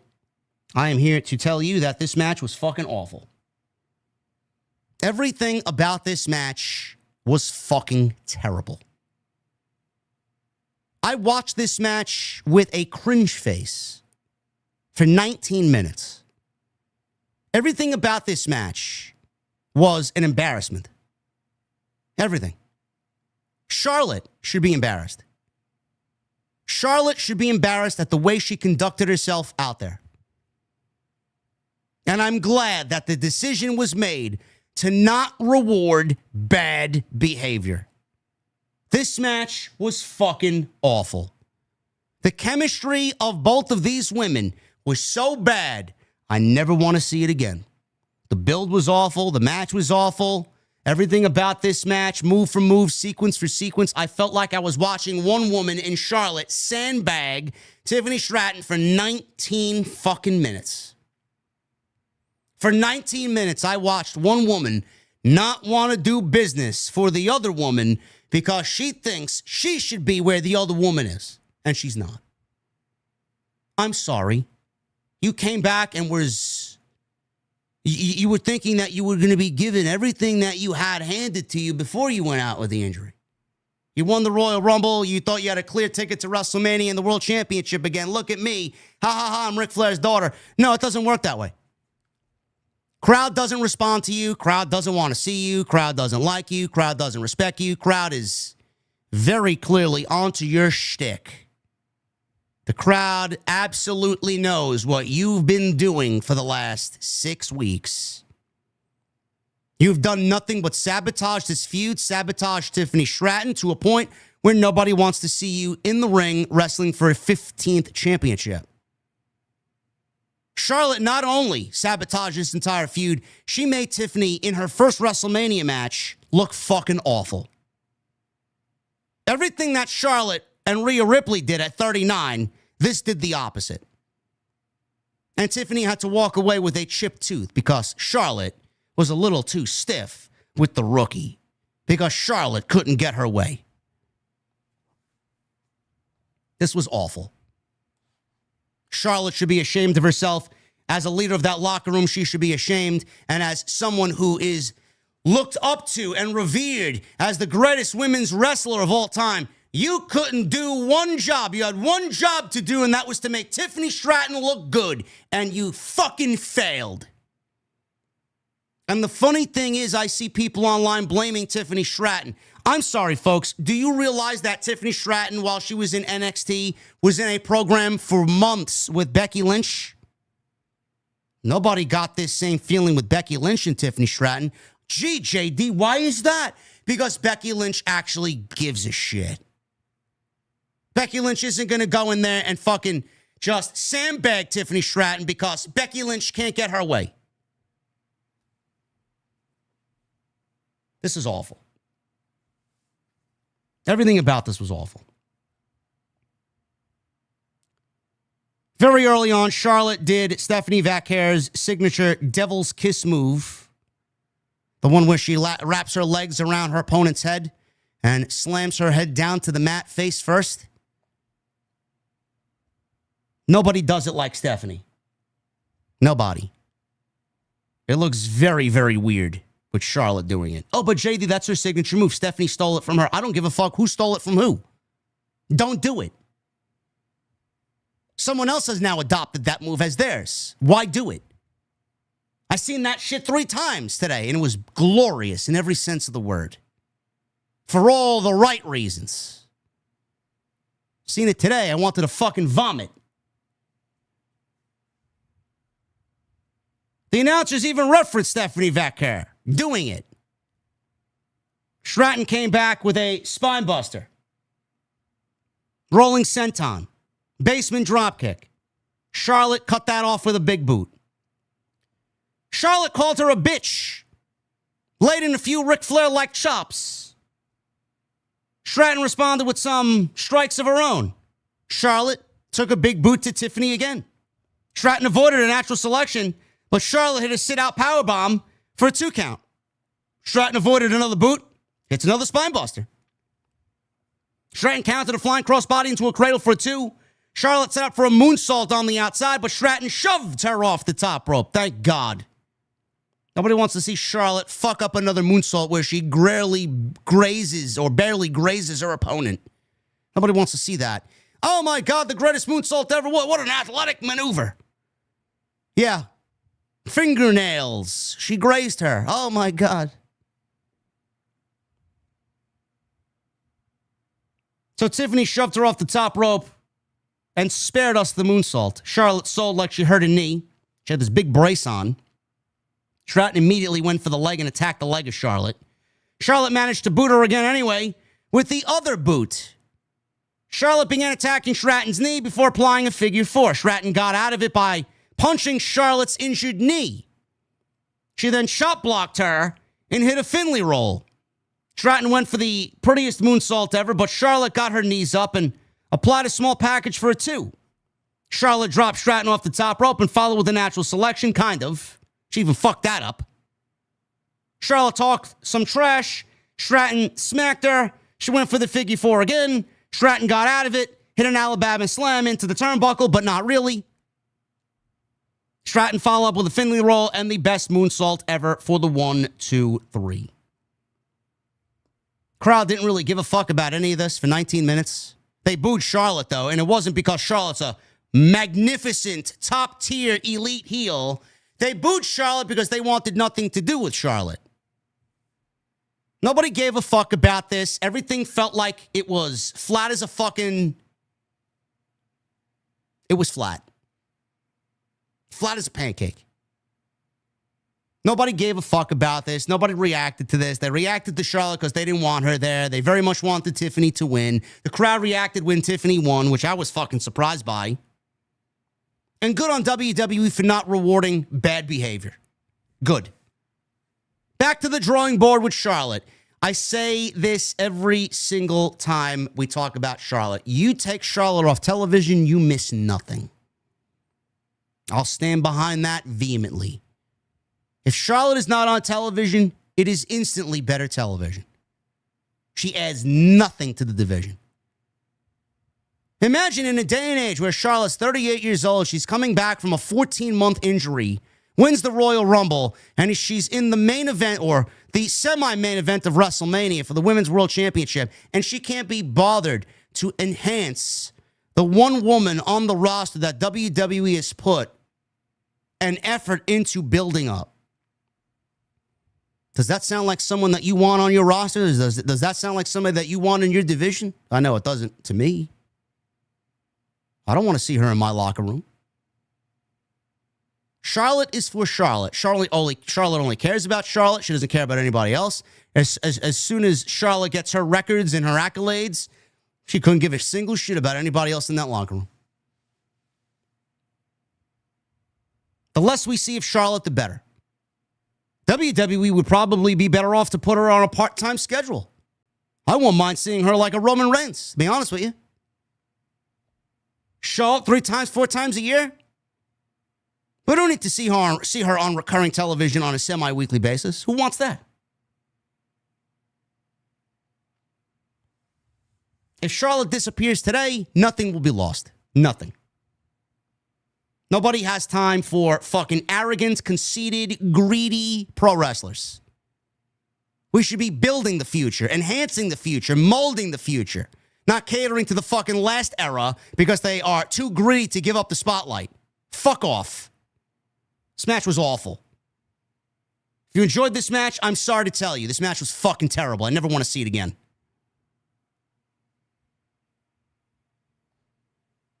They aired clips of the 2025 Hall of Fame, Triple H. I watched till 4:30 in the morning. Triple H spoke for 1 hour and 7 minutes. How many hours of sleep is JD running on? Probably just as much as HBK. They showed Triple H and some of the clips from last night. Bret Hart, Steve Austin, Michelle McCool, Tugboat. They were all on stage. No Lex Luger. No Lex Luger came out on stage for the Hall of Fame inductees part of the show. Triple H came out, shook hands with everybody. He shook hands with Steve Austin. He shook hands with Bret Hart. As soon as Triple H walked away, Bret Hart gave one of those looks. He doesn't like Triple H. He does not like Triple H at all.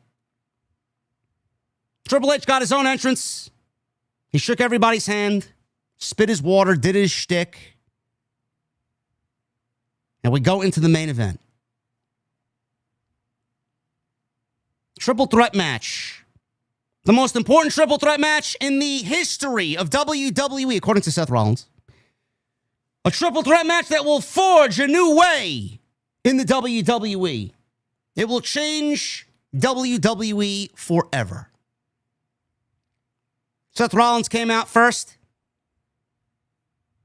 He was in possession of a flamethrower, and he pretended to light the stage on fire. Who else came out with the flamethrower at WrestleMania a couple of years ago? Who else? Was there someone else? Could have swore another Samoan came out there and used the flamethrower, didn't he? Wasn't there another guy who was in last year's main event that was in possession of a flamethrower? Very similar, huh? So not only did he wear rock-like clothes, he came out wielding a flamethrower, very rock-like, yeah. Yeah, WrestleMania 32. Rock had fire in his entrance last year, didn't he? Lit up that fucking flaming Brahma bull on stage.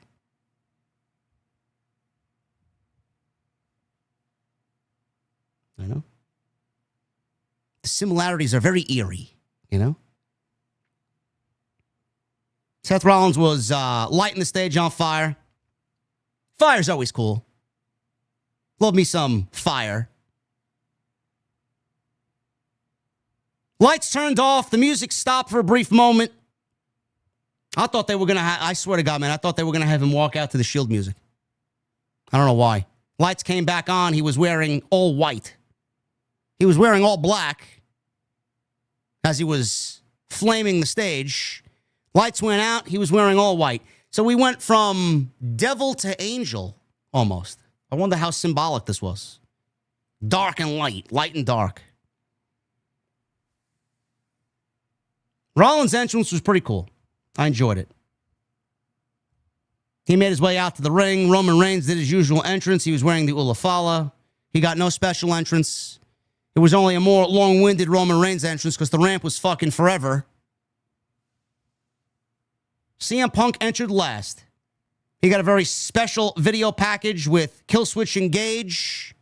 This Fire Burns playing in the background. There was a small part of me that hoped that CM Punk came out tonight with Killswitch Engage, either playing him to the ring or them using this song for his entrance. I love that song. What a great fucking song. If I could use that song on this podcast, I would.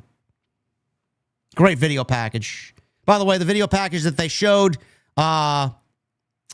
Sail into the Black, the video package that they showed all weekend with Rollins, Reigns, and Punk, music backed by Machine Head. I love Machine Head. Love me some Machine Head, man. I've been listening to Machine Head since fucking freshman year in high school, bro. Burn My Eyes, one of the best records ever. Even the, what was it? The More Things Change was great. What else was great by them? I have them queued up here. I don't know why I can't think of it. They got a new album coming out, by the way. Their last album was great. Of Kingdom and Crown, I recommend greatly. Go listen to it. They got a new album coming out next week, I believe. It's called, what is it called? The fuck is the new album called, bro? I don't know. Unatoned, I think it's called. But their best album is not Unto the Locust. The Blackening. The Blackening is their best album. But I urge you guys, if you guys are interested in that song, on the album Bloodstone and Diamonds is where you'll find Sail Into the Black. It's track number 5. Great fucking song. It's nice to see Machine Head and Living Color and maybe Slayer. Some rock bands, some metal bands on national television getting some exposure. CM Punk came out last. He got a very special video entrance with Killswitch Engage playing. They spliced some old promos, punks of young CM Punk, and they showed footage of his ascension in the company. Basically the type of video that you would see during a Hall of Fame induction. Living Color played Cult of Personality live as CM Punk walked out to the stage with Paul Heyman. He hugged all of the band members, minus the drummer, because he couldn't. Drummer was elevated. He hugged the bassist, the guitarist, the lead singer. Lead singer even took a selfie with him on stage while singing the lyrics with Punk hugging him. Great moment. Great entrance. CM Punk got the VIP main event WrestleMania spot with his own theme music being played live. Now, only if we get Slayer on Sunday night, I'd mark the fuck out. You know, Tony Khan would, I'm praying Tony Khan, when Adam Copeland needs to retire and they do All In and it's his last show ever, hopefully this year, they fly in Alter Bridge and they play Metalingus live for Adam Copeland live at All In. Hoping for it. Love me a nice musical performance at a pro wrestling show. They all made their entrance. Punk came out last. This was by far the best match of the night. This was fucking incredible. Best triple threat match maybe all year. Why? Oh, but I enjoyed Will Ospreay and Konosuke Takeshita. Well, what about Speedball Mike Bailey, JD, from NY206? No, I'm sorry. I'm going to take the triple threat match that has story more so than the fucking work rate. As if this match didn't have work rate. This might have been the best triple threat match all year. This might have been the best triple threat match in the history of WWE. If not, top 3. Easy. Easy. This was incredible. This was every bit of a main event for WrestleMania that you could possibly ever want. Why did this main event WrestleMania? You saw why.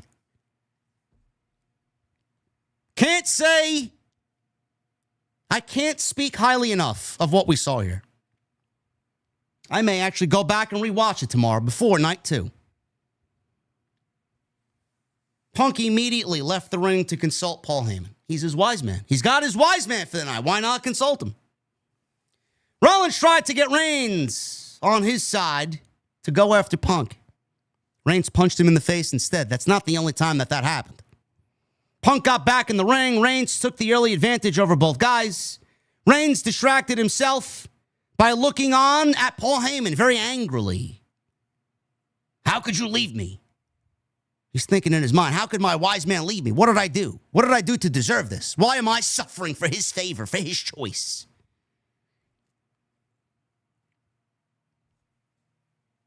So he's distracted by Paul Heyman. Punk posted him against the steel before Rollins wiped him out with a dive. This led to a brawl between Punk and Rollins. They fought through the crowd. No DQ. Triple threat. They fought into the crowd. Punk was mostly getting the better of it until Roman Reigns wiped them all out with a dive over the barricade. Can I mention how great Roman Reigns looked, man? Roman Reigns shed a lot of weight since the last time we saw him, man. He looked great. He cut a lot of fat. He looks lean. He looks in the best shape of his life. I almost didn't even recognize him. I don't know if he lost muscle or not, but he looks toned. He looks fit. I mean, he was every bit ready to go for 30 plus. He could have went for 60 fucking minutes if he wanted to. That's how great he looked.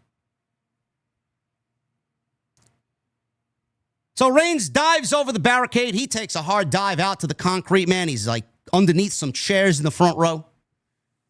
Crowd chanted for tables. Reigns cleared one of the fancy new announce tables, which, by the way, they look great. I don't know if it's a WrestleMania only thing, but the announce tables look fucking phenomenal tonight. I actually kind of got jealous. I'm like, I'd love to work at that commentary table. The fight went back into the ring before he could use the table. Punk mocked Reigns' pose. Reigns hits a Samoan drop on Punk. Rollins tried for a springboard move, but Reigns caught him with a big uppercut. Punk gave Reigns a neck breaker. Handed out running knees to both Punk and Rollins. He hit both guys with simultaneous DDTs and a reverse DDT combo. Reigns then puts Rollins on his shoulders. Punk brought him down with a clothesline.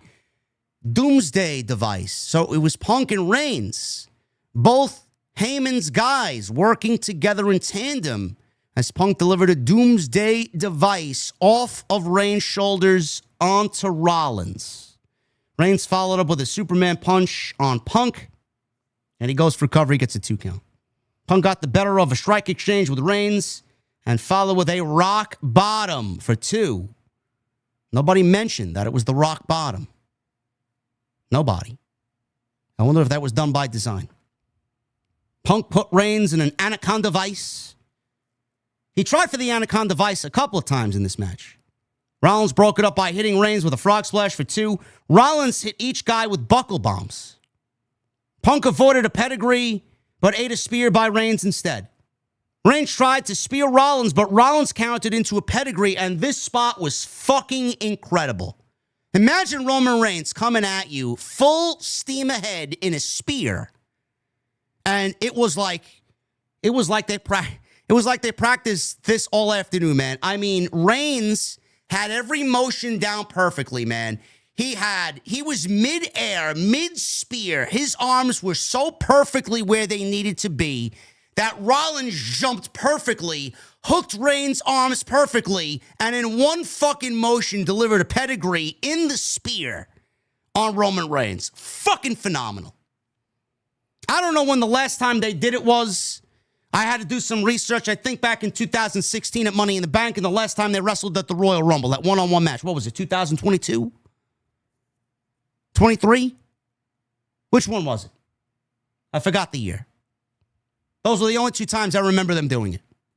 I know they'd done it before, but it was never this good. Never this good. So that was incredible. So, by that,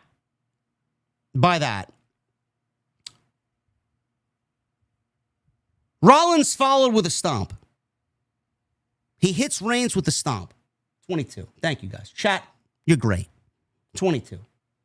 2016 to 2022 was the last time I remember them doing it.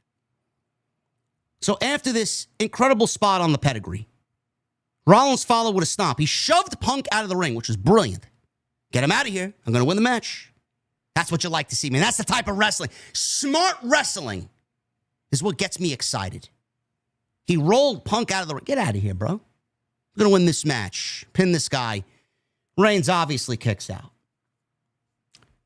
Reigns went for a spear on Punk. Punk moved. Reigns speared Rollins instead.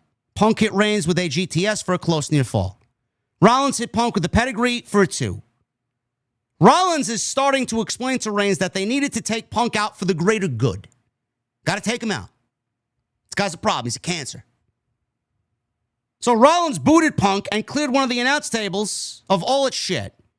They wanted to do, or Rollins wanted him and Reigns to do a Shield powerbomb on CM Punk. Reigns went to the outside, and he was thinking about it. He got himself amped up. He was in the moment about to do it. He was getting excited. He called for the Shield bomb. He did the ooh-ah. And then he punches Rollins in the face. He did it himself. He takes Punk. He delivers a powerbomb on Punk through the American announce table and delivers a powerbomb on Punk that breaks the table. He takes Punk out himself. Reigns then powerbombed Rollins through the other announce table, which was the Spanish announce table, and that one broke and collapsed in a much more brutal way. Punk got off easy. Rollins took the best of the table powerbombs, for sure. So, Reigns is in control here. He brings Rollins back into the ring. He spears Rollins, and Rollins kicks out. Reigns can't believe it. Reigns then put Punk in a guillotine, and he looked over at Paul Heyman. Punk reversed the guillotine into a jackknife cover, which was fucking great. And then he transitioned from the jackknife cover into an anaconda vice. Rollins broke up the anaconda vice by getting in the ring and putting in a sharpshooter on CM Punk.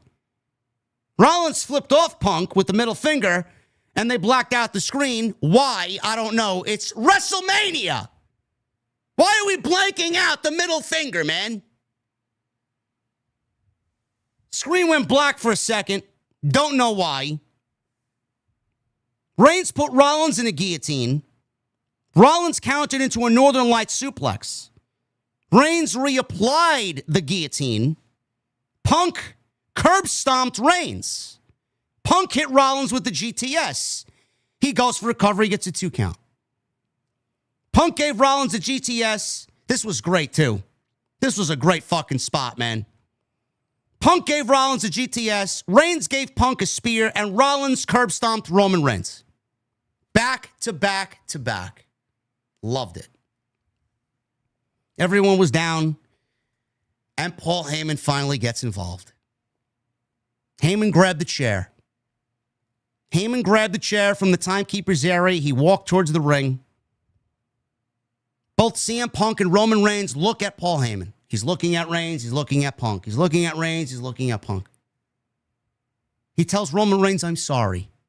And he hands the steel chair to CM Punk. Heyman gets into the ring. I'm like, something's going to happen here, man. It's very weird for Paul Heyman to hand CM Punk a chair and then physically get in the ring himself and put himself in harm's way. CM Punk was handed the chair from Paul Heyman to hit Roman Reigns with it. Paul Heyman standing behind CM Punk, and he gave CM Punk a low blow. He turned his back on CM Punk. Fans erupt with holy shit. I start laughing. I'm on my couch laughing. I'm at the edge of my seat now. I get up. I'm more invested in what we're seeing now than I was in the first 28 minutes or so. I said to myself, this ain't it. He's going to turn on Roman. He's going to turn on Roman. He takes the chair, he hands it to Roman. He gets on his hands and knees, and he hands it to Roman like he's handing him the Ulafala. He hands him this steel chair. He hits Punk with it repeatedly, takes him out. Beats the shit out of Punk with the steel chair. There's Roman Reigns. Heyman starts yelling, "My tribal chief! My tribal chief! Look! Look! It's him!" He points to Seth Rollins. Rollins is against the ropes with his back turned. Rollins recreated that Shield turn not too long ago in the build to this match. He nailed Roman in the back with the steel chair as a callback to the time he turned on Reigns and Ambrose, breaking up the Shield. Reigns, for the first time, had the opportunity to pay back Rollins with the same spot and a chair to the back. Paul Heyman, conveniently standing behind Roman Reigns. I'm like, he's going to turn. He's going to turn. I know something's going to happen here. Lo and behold, Paul Heyman turned on Roman Reigns and low blows Roman as he's looking at Rollins with the steel chair in hand. The best part of all this was Rollins stood up with his back turned, and he knew exactly what was going on, as if this was the plan all along. Rollins didn't even turn around to see what had happened. He knew. Heyman gave Rollins the chair. Fans were singing his song. Reigns, back turned. Rollins nailed him with the chair. Rollins followed with the curb stomp for the 1, 2, 3. Seth Rollins pins Roman Reigns. Heyman held up Rollins' hand in victory. Cole overreacted here, calling this the worst act of betrayal he's ever seen. And the show goes off the air with Rollins and Heyman standing on the stage, chair in hand. They walk out together at WrestleMania. I did not expect Roman Reigns to get pinned. I did not. I thought that they would pin CM Punk and that they would pin CM Punk because Rollins has been the recipient of basically playing the third wheel in this feud and definitely second fiddle to CM Punk, even dating back to last year. So I'm surprised that they actually pinned Roman Reigns here. Roman does not get pinned at WrestleMania all that often. He may be Mr. WrestleMania main event, but to see him get pinned, that was shocking in itself. At the end of the show, they show the producers and the credits, Paul Levesque, Lee Fitting. Show goes off the air. They come back. Commentary's not there. They just languish on Roman Reigns and CM Punk, and they show their facial expressions. Punk's got teary eyes, and Roman Reigns can't believe what had happened. Show goes off the air with Rollins and Paul Heyman, hand in hand. This was the best way that this show could have ended. The best way this show could have ended. Seth Rollins basically prepped you for what was happening here. Do I like this? I love it. Rollins doesn't need Heyman. Heyman doesn't need Rollins. Heyman's working for The Rock. Rollins is working for The Rock. Rollins is going to be revealed as the third man. Rollins is going to be in that main event, and he's going to join Rock and Cena as we crown John Cena the new WWE champion. I already got visions in my head. CM Punk and Roman Reigns are going to be like this, trying to get revenge, trying to get back. CM Punk, John Cena, Roman Reigns, Seth Rollins. That's going to be some phenomenal television. I could see CM Punk going after the WWE Championship. I could see CM Punk and John Cena this summer, whether it's at Money in the Bank or at SummerSlam. Absolutely, we're getting Seth Rollins and Roman Reigns in a one-on-one match because that is completely overdue. I could see a tag team match, a mega tag team match of Reigns and Punk versus Cena and Rollins together. See the vision. Walk with me, people. Foolishly, greedy, selfishly, I'd love to see Cody and The Rock. If I'm booking SummerSlam, if I have the pen and I'm booking SummerSlam, I'm doing Reigns and Rollins, I'm doing Punk and Cena, and I'm doing Rock and Cody. Can you imagine that as a SummerSlam trifecta? Can you imagine that? I didn't think that this was even a fucking talking point a month and a half ago. I didn't think that this was going to be a legit thing. Rollins walking out with Paul Heyman. You couldn't make me believe that. I'm like, that doesn't work. But the more people kept talking about it, the more people kept planting it in my head, those seeds in my head. I'm like, you know what? Out of every possible scenario, this works. This works. Everybody wanted there to be a third. Who's the third man? Coming out of the elimination, who's the third man? There was no third man. We didn't know there was a third man. Now we know there's a third man. Rollins is the third man, undoubtedly the third man. Everything that Rollins said, Reigns and Punk have done wrong.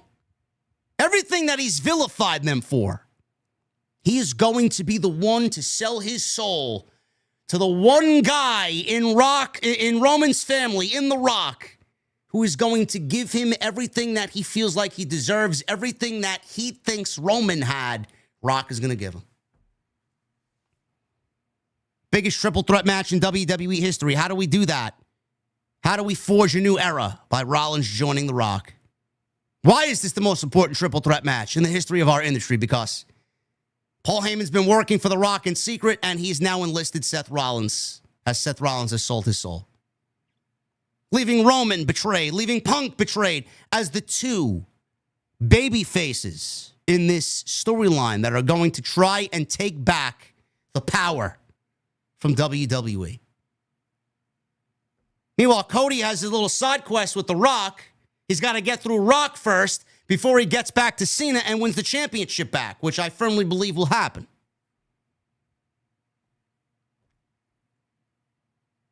Man, this setup, that main event tomorrow night's going to be fucking crazy. That main event tomorrow is going to be fucking... If you thought last year was fucking crazy, this is going to be even crazier. I am predicting tomorrow night's main event is going to be better than what we got with Roman and Cody at 40. This Seth Rollins heel turn is not done yet. Wait till he reveals exactly who he's working for, man. It's going to be like... They're basically taking the NWO and they're making it into their own.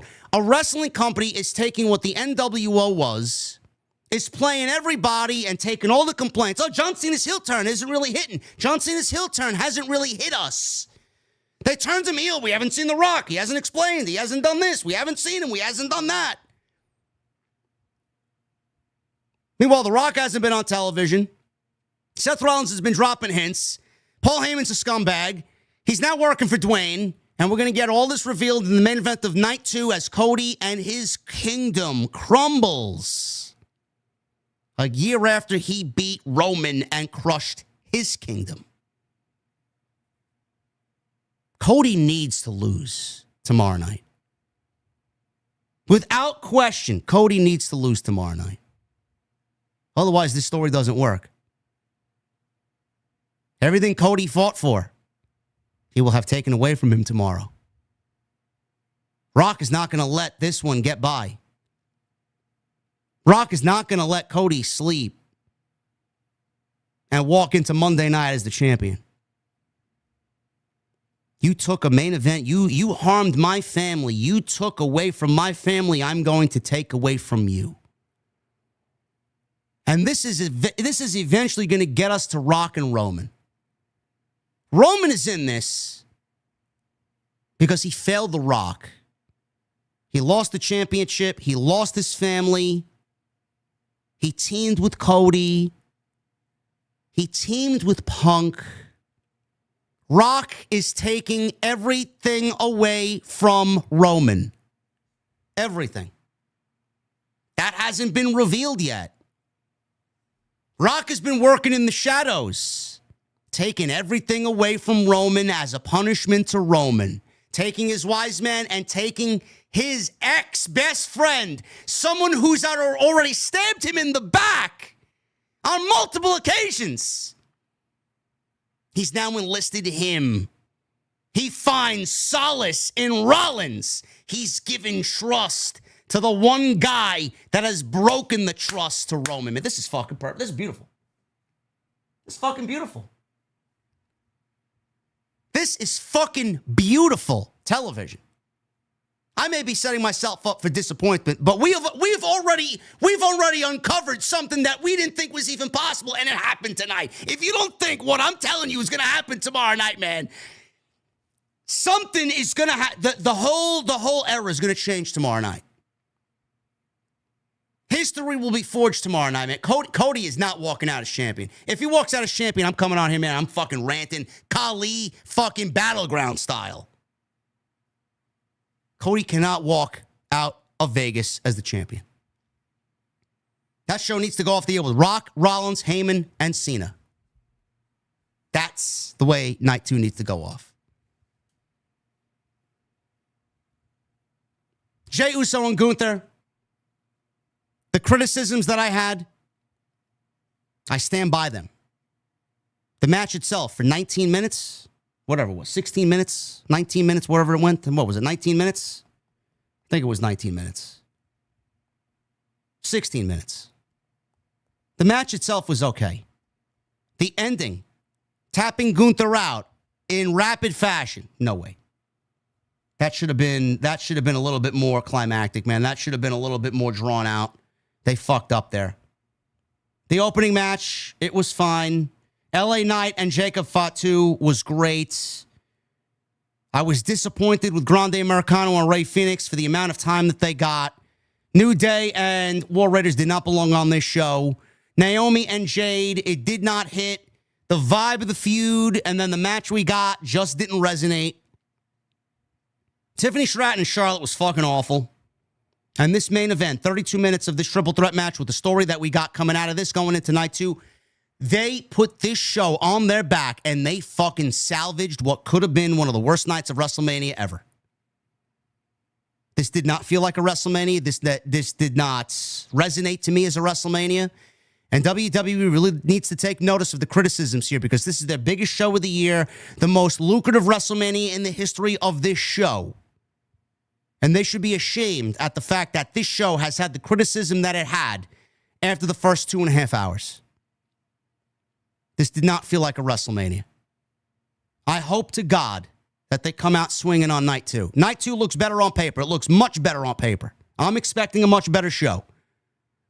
But this show did not deliver. Opening was good. LA Knight Fatu was great. The closing angle was great. The triple threat match was fucking unbelievable. This did not feel like a WrestleMania. The magnitude that WrestleMania is, the matches that you had on this show did not embody WrestleMania. Simple as that. And don't blame the fucking fans. Stop blaming the fucking fans. The fans react to the stories that they're given. If the stories aren't great, the fans aren't going to react. They certainly reacted to everything that they did care about.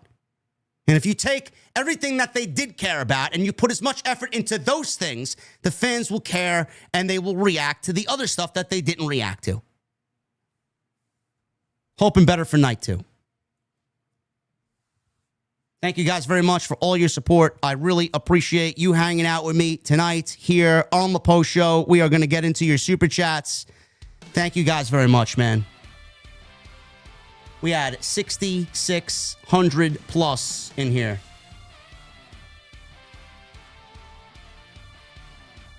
Thank you guys very much. Super chats are open. Get them on in. We'll hang out. We're going to read through all of your super chats.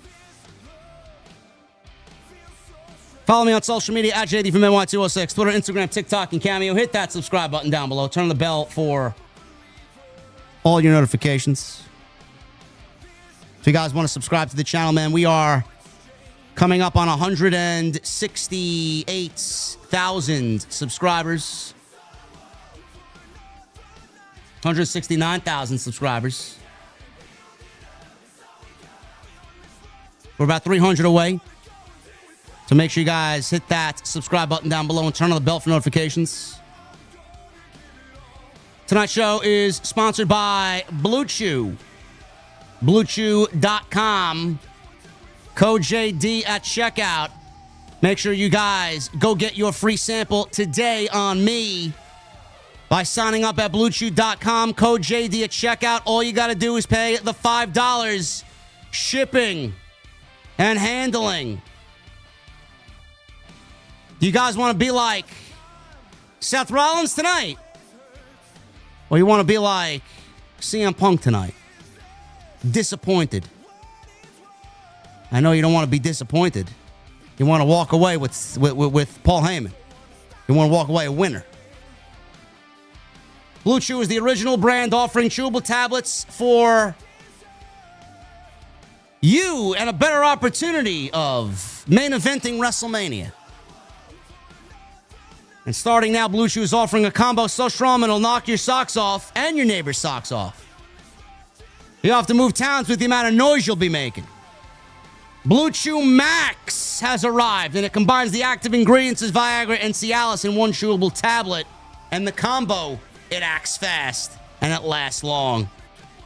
Guys, be ready when she needs it, and get your first month free on me. You're going to finish your story in just a few clicks. Sign up at BlueChew.com. Consult with one of their online medical providers, and once you're approved, you're going to receive your prescription within days. No questions asked. They're made in the USA and prepared and shipped directly to you in a very discreet package. And the best part, it's all done online. No visits to the doctor's office, no awkward conversations, no waiting in line at the pharmacy. Just like the fucking Dark Horse, man, that's sitting outside the venue. You're going to have more horsepower. Enough said. BlueChew.com. Get all your information at BlueChew.com. Sign up. Get your first month free on me. Promo code JD. All you got to do is pay the $5 shipping and handling. I want to thank BlueChew.com for once again sponsoring the podcast right here on night one of the WrestleMania post show for WrestleMania 41 on Off the Script. Start with Michael Krause with a $2 super chat. Android version 15 is complete today. This came in at 4:36 p.m. Michael, I'm here to tell you that Charlotte did not upgrade her firmware tonight. She's still operating on firmware 14.0.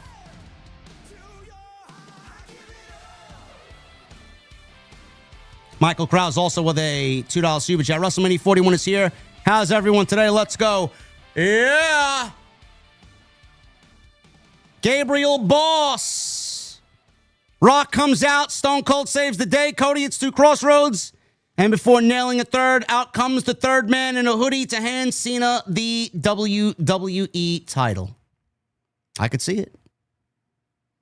I could see it. A lot of people are predicting Stone Cold tomorrow. I'd love to see it.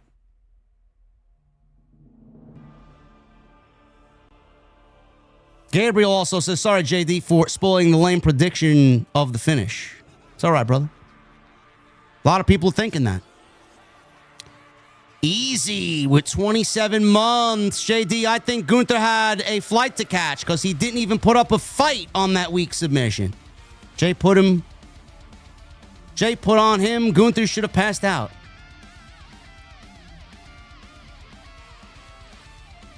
It should have definitely been longer and drawn out.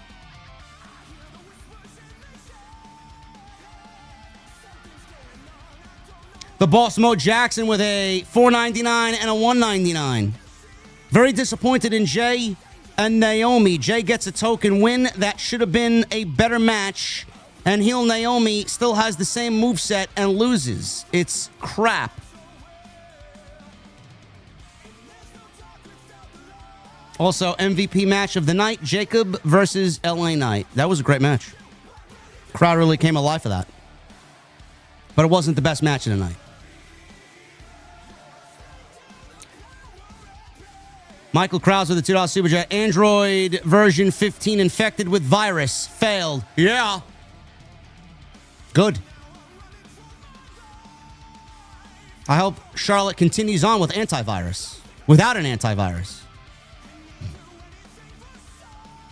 The Boss Mo Jackson with a $1.99. EO, what could we see with the addition of AAA? I don't know. Who knows? We don't know who's going to be on that Worlds Collide show. Could be NXT. Could be a mixture of NXT and the main roster. We don't know. Michael Krause with the $2 super chat. Looks like Seth is wearing a wedding dress. LOL. B Mandible with a $9.99. I want to thank Seth, Punk, Roman, and all involved. Love that main event. Managed to make me forget about what's currently going on for a good 30 minutes. I love good pro wrestling. Love to all. Man, when pro wrestling is great, there's nothing better.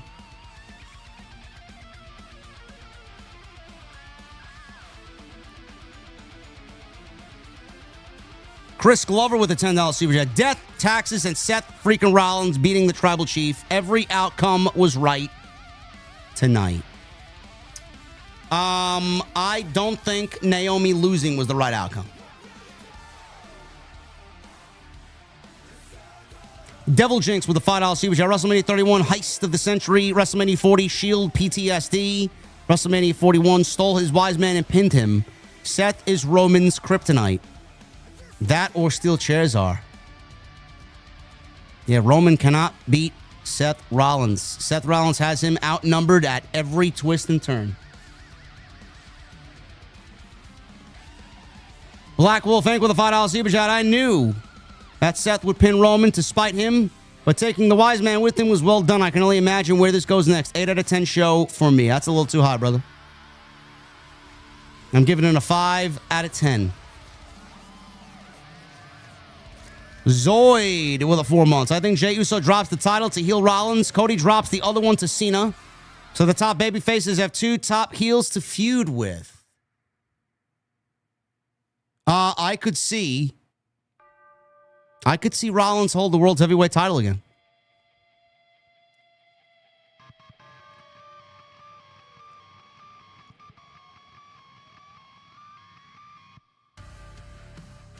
Davion Daniels with a new membership. Thank you, Davion. Walker Stubbs with a $9.99. Hey, Mr. JD, I just want to say that I called it with Heyman and Rollins a while ago. Have a good rest of the night. Thank you, brother. I'm glad you guys put that into the atmosphere because I enjoyed that ending very much. Tony Brown with a $4.99. Sexy Tiffy can suck the chrome off of a trailer hitch. Wow. Thank you, Tony Brown. Don't let Ludwig Kaiser hear you. Michelle Moran with a $10 super chat. Triple threat saved this show. This shit show. Epic performance by all 3 men. Great match. People were cheering Seth still at the end. What if this causes Roman and Punk to join forces against Seth? Drew with Seth. Drew McIntyre is also a wild card. I could absolutely see Drew McIntyre with Roman or with Rock as well. That would make sense, being that he was supposed to go after the Bloodline and go after Roman, but didn't and stopped it to go after Damian Priest. Rafael DeLuna with a $2 super chat. Heel John Cena and Heyman turning on Roman. Wow. Yeah. David Thiering with a $200 super chat earlier in the stream. Thank you, brother. I appreciate you greatly. I am very lucky and fortunate to have you as a part of the OTS family. We love David Thiering. Advocate with 11 months. I quit my job and watched this WrestleMania. Up until the main event, I was regretting my decision. Thank God Heyman turned and Seth won. Yeah. Cody Snyder with a $5 super chat. The majority of fans called this, so I don't want to hear "told you so" from anyone. Triple H will never admit that, though, bro. I didn't believe it. I just started believing in it the more I heard it. I'm like, something's got to happen here. Christian Ladner with 32 months. Wow, night 1 was underwhelming. The main event was definitely the best match of the night. Congrats to Jey Uso and Jacob Fatu. And new. Hashtag OTS, hashtag Mania. Absolutely. Thank you, brother. Loving the energy tonight, man. Loving the energy tonight. We still got 5,300 in here. Boss Mo Jackson with a $1.99. Heyman, a part of that match, was great storytelling. I told you. Stop doubting CM Punk, bro. CM Punk is a master of his fucking craft. He knows what he's doing. Oh, but he's feuding over a bracelet. Oh, he's feuding over Paul Heyman. Sure. Sure thing. Phantom, thank you for the 200 in Canada. I appreciate you, brother. Phantom 67. Hopefully that High West bourbon was good. I'm about to buy me some Slipknot bourbon. Anybody heard about this Slipknot bourbon?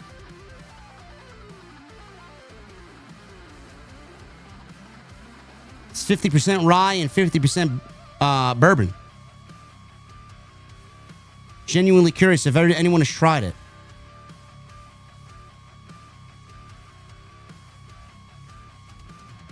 CM Punk fan with the $5 super chat. Other than the main event and the opening, night 1 sucked. Yeah, it wasn't good. Night 1 was very underwhelming. Reggie Smith with a 42 months. What's going on, JD? You know I can actually see Rollins and Paul Heyman align with The Rock now. What do you think? Yes. Yes. I absolutely can see it.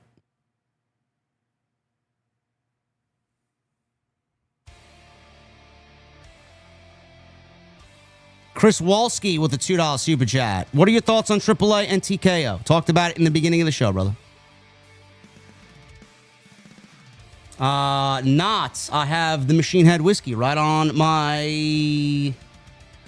I got a little display in the corner over here in my room. I have it on display in the center of my display. I'm about to buy another one. Pooter, you could suck my dick, bro. You can get the fuck out of my chat. Goodbye, bro. It's 2:30 in the morning and you're fucking in my chat trolling me, bro. Clearly, you're a virgin.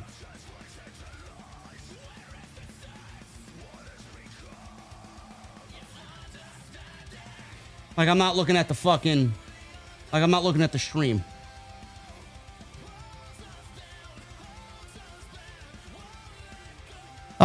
Chris Walski, thank you, brother. Reggie Smith. Thank you, brother. 42 months. Wrestling Bro 91 with the $4.99. What am I drinking? The Tears of TK after AAA's WWE acquisition. They taste great, don't they? I got longtime subs of the channel saying that I'm spewing nothing but hate lately. Did anybody watch my Wednesday Night Dynamite review where I openly praised the fucking show from top to bottom? Or does everybody have selective hearing?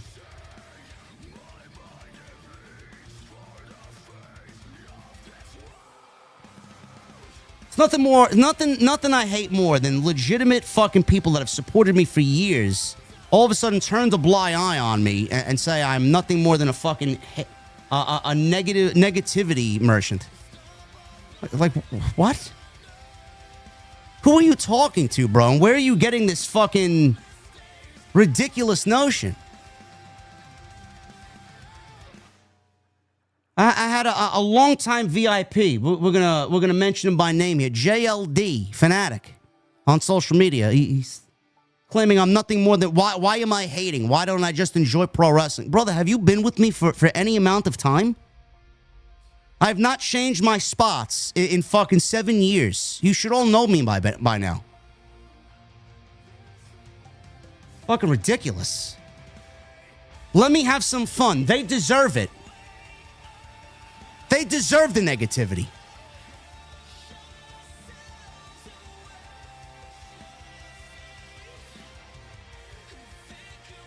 Joker's Voice, thank you for the $100 super chat, brother. Appreciate you being here, man.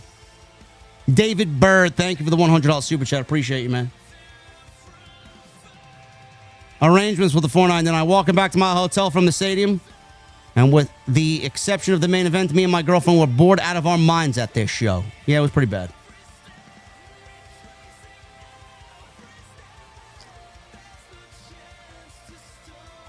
It's pretty bad. Johnny Cloud with 43 months. 5 more months till I get my Mustang emote. I got to come up with whatever happens post 48. I got to get some new emotes made.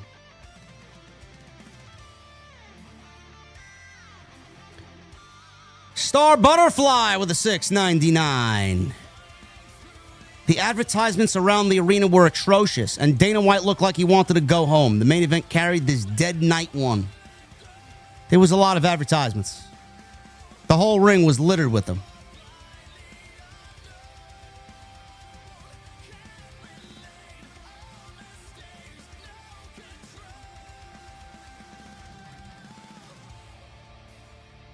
Why reality sucks with the $2 super chat. LA Knight versus Fatu and that, and the main event. That's it for me. Yeah, I enjoyed some of the Jey match. There was a lot to not like about the Jey Uso match with Gunther, but I think everybody kind of realized he was going to win anyway. So it is what it is, bro. Chase Thompson with a $9.99. This WrestleMania felt like they cared more about pushing and promoting sponsors and C-list celebrities. Main event storytelling and execution was immaculate. It was. Now, only if they did that across the 6 other matches that we saw, we would have had a great show. Major with a $1.99. Night one was trash. Stand and Deliver was better. I agree. You know, that's tough to say because the main event tonight was better than anything on Stand and Deliver. But the overall vibe of Stand and Deliver was great. That tag team match with Tank and Hank and Fraxian was fucking great. Javon Evans, Oba Femi, and Trick Williams was fucking great. The Fatal 4-Wood with the ladies was great. I enjoyed Stax' heel turn on Tony D. I did not like the ladies' ladder match, but I did enjoy who won the ladder match. Sol Ruka. Good stuff. Make out TJ with a 199. Desperately needed the triple threat TLC tag team match. Yeah, the War Raiders and New Day should not have been on the show. Double AA with a 2. The show was trash. Yes. I don't know where on this podcast tonight you heard me not say that. He says, this show was trash, my N-word. Thanks, bro. I'm not that. Thank you. Thank you. Chaotic with a 199. This night felt like a glorified house show. It did. It did. Nah, I didn't like the women's ladder match. I'm burnt out on ladder matches. I don't even think the tag team match is going to be that exciting on Friday. OmegaCon with a $9.99. Found a ticket in the 100 level for tomorrow. Purchased. Ticket wasn't available anymore. Then prices jumped. I'm not spending $500 on this. I'm annoyed. I won't even bother, bro. I won't even bother. Watch it at home. Make out TJ with a 199. Seth saves Mania again. He does. Along with Punk and Roman. Major with a 199. Tiffany got exposed. She couldn't keep up with Charlotte Flair. No, Charlotte Flair just sandbagged her. Charlotte Flair was not a good leader. Tiffany has had a lot better matches against a lot worse women. That wasn't a Tiffany problem. That was all Charlotte Flair.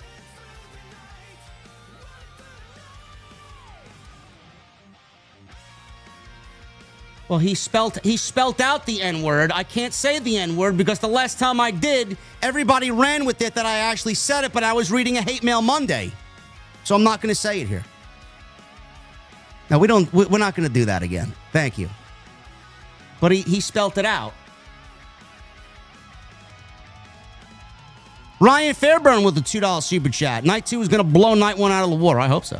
It needs to. Tonight was not good. Cody Snyder with a $100 super chat. This is for Living Color in that Punk entrance. Cheers, JD. Thank you, Cody. Appreciate you, brother. Appreciate you, man. Appreciate you. Ryan Fairburn with a $5 super chat. Women's triple threat. AJ versus Logan. IC title 4-way. Drew versus Priest. Randy versus question mark. Cena versus Cody. We survived night 1. Now the real WrestleMania begins. Yeah, night 2 is going to be better. Night 2 is going to be a lot better, folks. DeMarcus Vaughn with a $5 super chat. I hope Asuka returns tomorrow. John Cena better not win the title tomorrow. What? John Cena better not win the title tomorrow. It's all shaping up for John Cena to win the title. What are you talking about? The show to be successful needs John Cena to win the title. Jorge Santori with a $9.99. I was one of the few who said Heyman was going to join Rollins. This is what I call something refreshing. The main event was fucking great. OTS for life. Yes? Whoever called it, congratulations. You guys are great. I didn't believe it. You made me a believer. Fantastic. Jason J. Bird Sports Cards with a new membership. Thank you, brother. Billy Sellers with a new membership. What are you gentlemen drinking tonight? Billy Sellers with a 20. No message. Thank you, Billy. Clone Force with 11 months. May God bless you, JD, and the OTS family as always. And somewhere Drew is smiling proud at Seth Rollins. Drew will also join them, and Drew and Seth will be a tag team. I like it. I like it. Bryson Kemp with a $4.99. If Bruce Buffer doesn't announce tomorrow's main event, it will be the biggest missed opportunity I've ever seen. Bro, Bruce Buffer is not going to main event WrestleMania.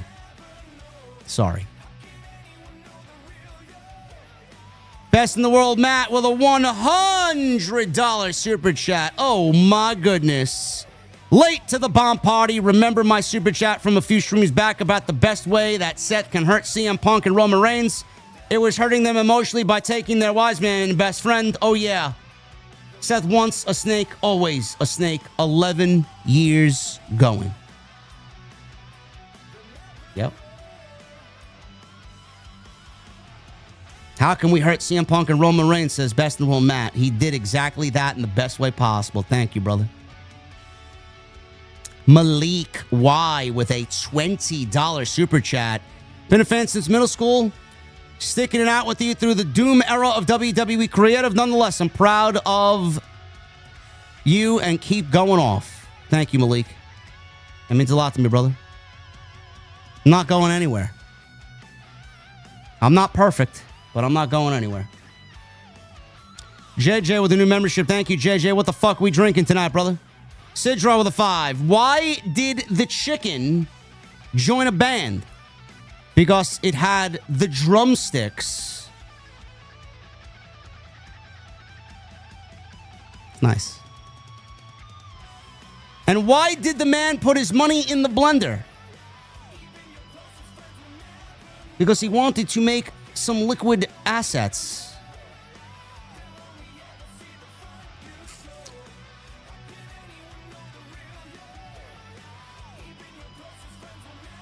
Why did the chicken join the band? Because it had the drumsticks. That's right up my alley, bro. Don't be surprised, says Joey Taylor with the $10 super chat. If Tony gets some ownership in New Japan soon, WrestleMania 41 Night 1, 5 out of 10. Watch this Wednesday or at Grand Slam Mexico. Tony says he owns part of New Japan.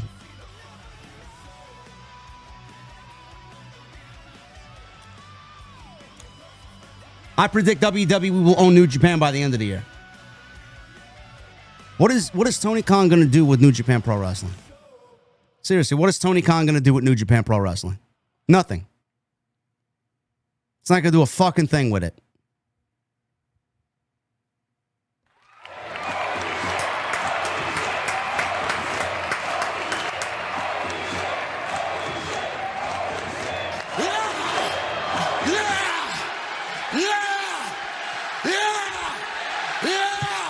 Best in the world, Matt, with a $100 super chat. Another bomb, JD Hiroshi Tanahashi in the past has praised WWE for their ability to make stars. And with this being his last year as an in-ring competitor, he's already president of the company. And this is his last year of in-ring competition, all starting to make sense. Telling you, brother. WWE is going to own New Japan by the end of the year. That is my prediction. Doc Proc with a 199. Mid-card Uso won the belt. Shaking my head. Bro, you guys are really making something out of nothing, man. He's not going to be champion for a long time. I mean, it's going to be a relatively short title run.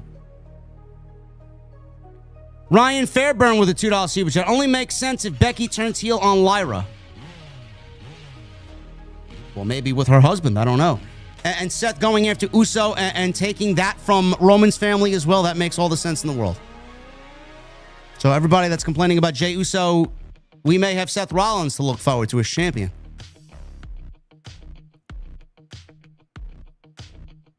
Sidro with a $5 super chat. I lost an electron.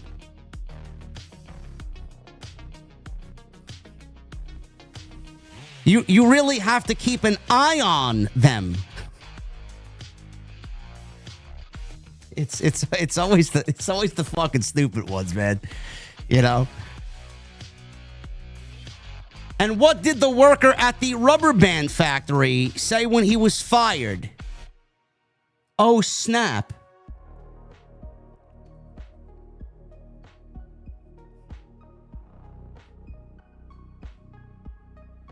Ryan Fairburn with the $2 super chat. Becky Lynch is nearing Charlotte levels of tiring. Yeah, I'm tired of the old era. I am.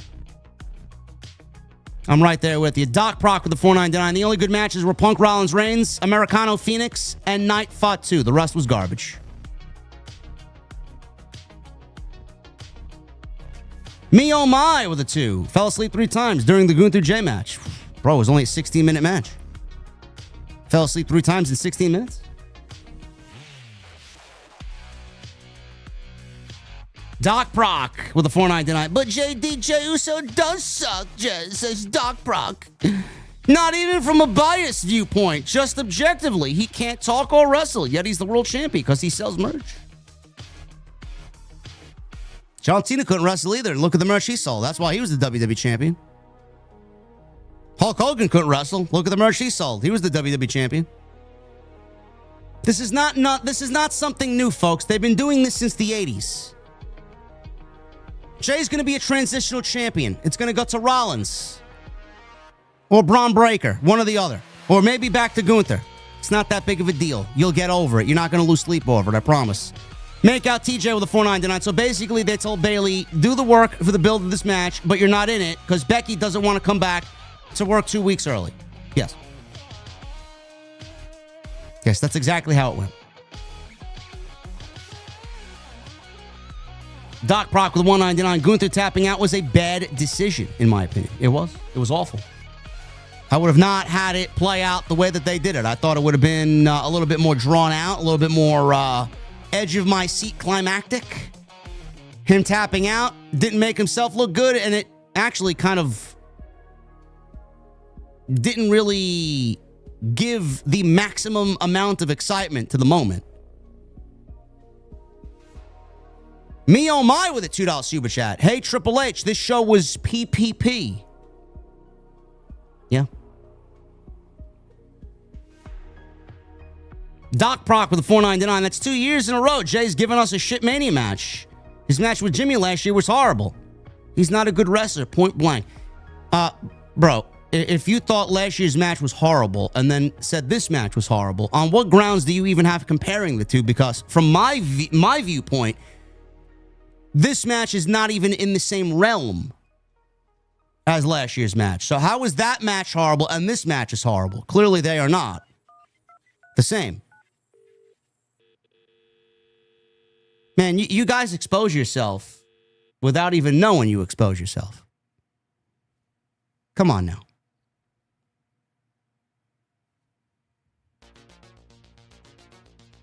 M. James 2000 with a $10 super chat. I do love Jay that he won, but I wish Gunther had a more impactful reign. He never felt like the guy to go after on Raw, and the reign was missing feuds like the Rollins or Punks of the world. Yeah. Yeah. I agree. What are you going to do? It's over now. $1.99. Doc Proc really does not like Jey Uso. Another $1.99. Samoan nepotism strikes again. Bro, we get it. You don't like Jey Uso. We understand. I swear to God, you're going to be all right, bro. You're going to wake up tomorrow morning. You're going to watch night 2. You're not even going to remember what happened. Hellfire Kai with a $2 super chat. Dragunov tapped out Gunther at TakeOver 36. Yeah, but that was not like... Did he? I don't remember that. I thought he pinned him. I thought he hit him with the H-bomb.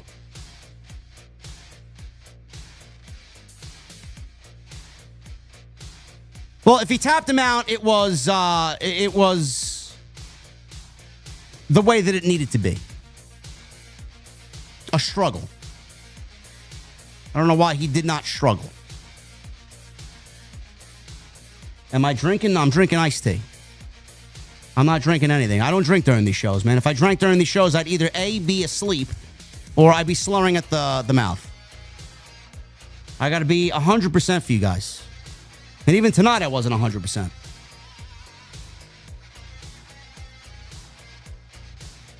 Sean X 830 with a $10 super chat. Love you, JD. I just got one word for you hate watchers and geek trolls. They are soft. S-A-W-F-T. Soft. Yeah.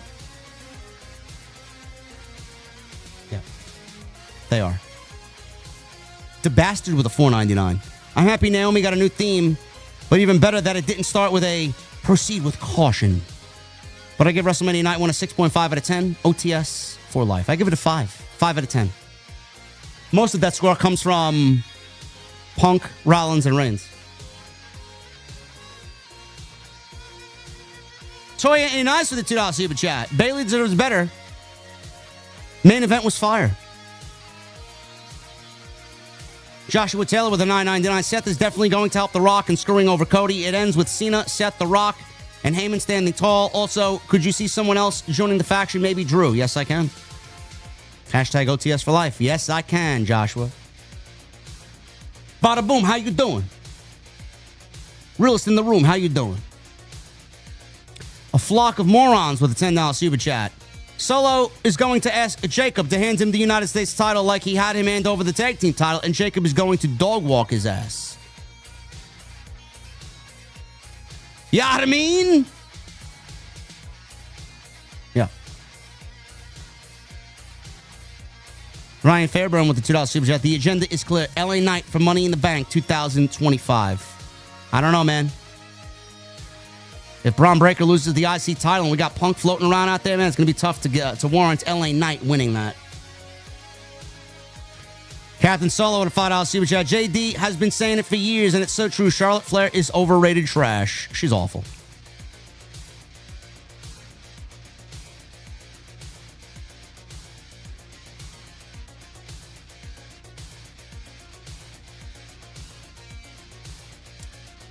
Jonathan Maloney. Go watch Mercedes wrestle and tell me she's not a better wrestler than most of the women in any promotion, bro. You're an idiot.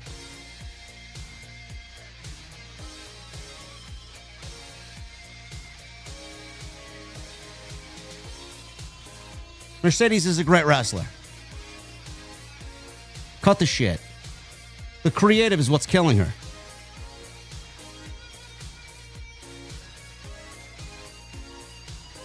MGM balling with the 41 months. Not gonna lie, it irked me when Wade Barrett said during Seth's entrance, "Come for the wrestling, stay for the karaoke." I love singing along, but come on now.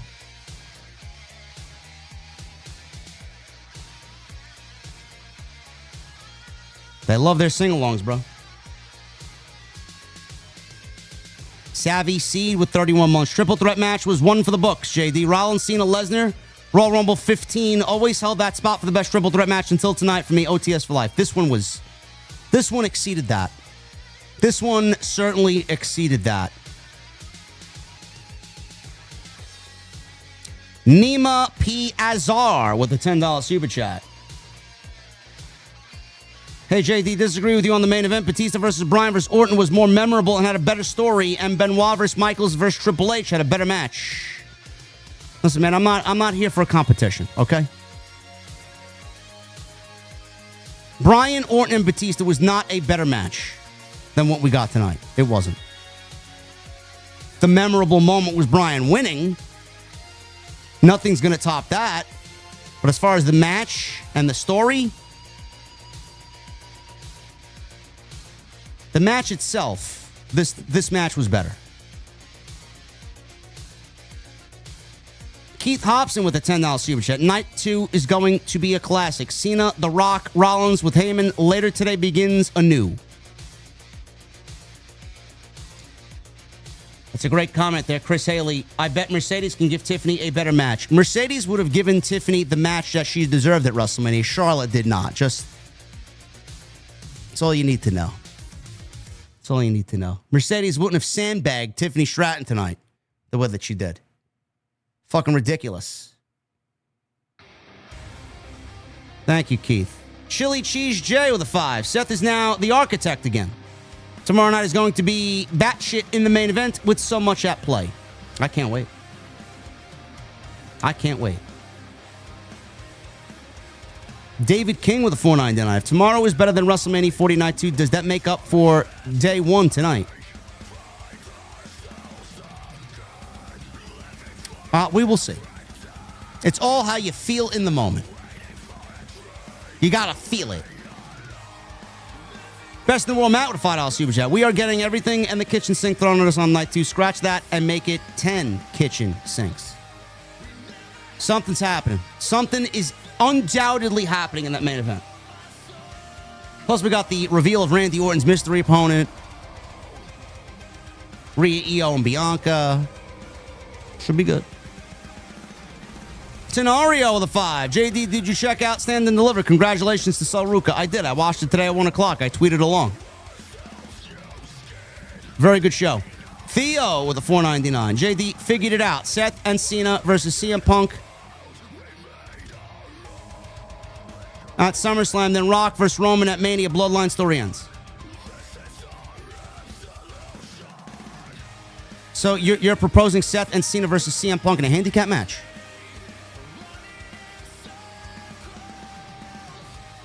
Or do you mean Punk and Reigns versus Seth and Cena at SummerSlam?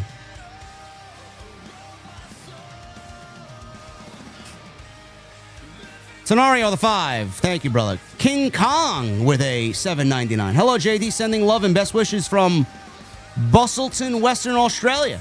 I download your videos to listen to when I'm at work. I appreciate you, bro. Thank you. Glad I could keep you company, brother.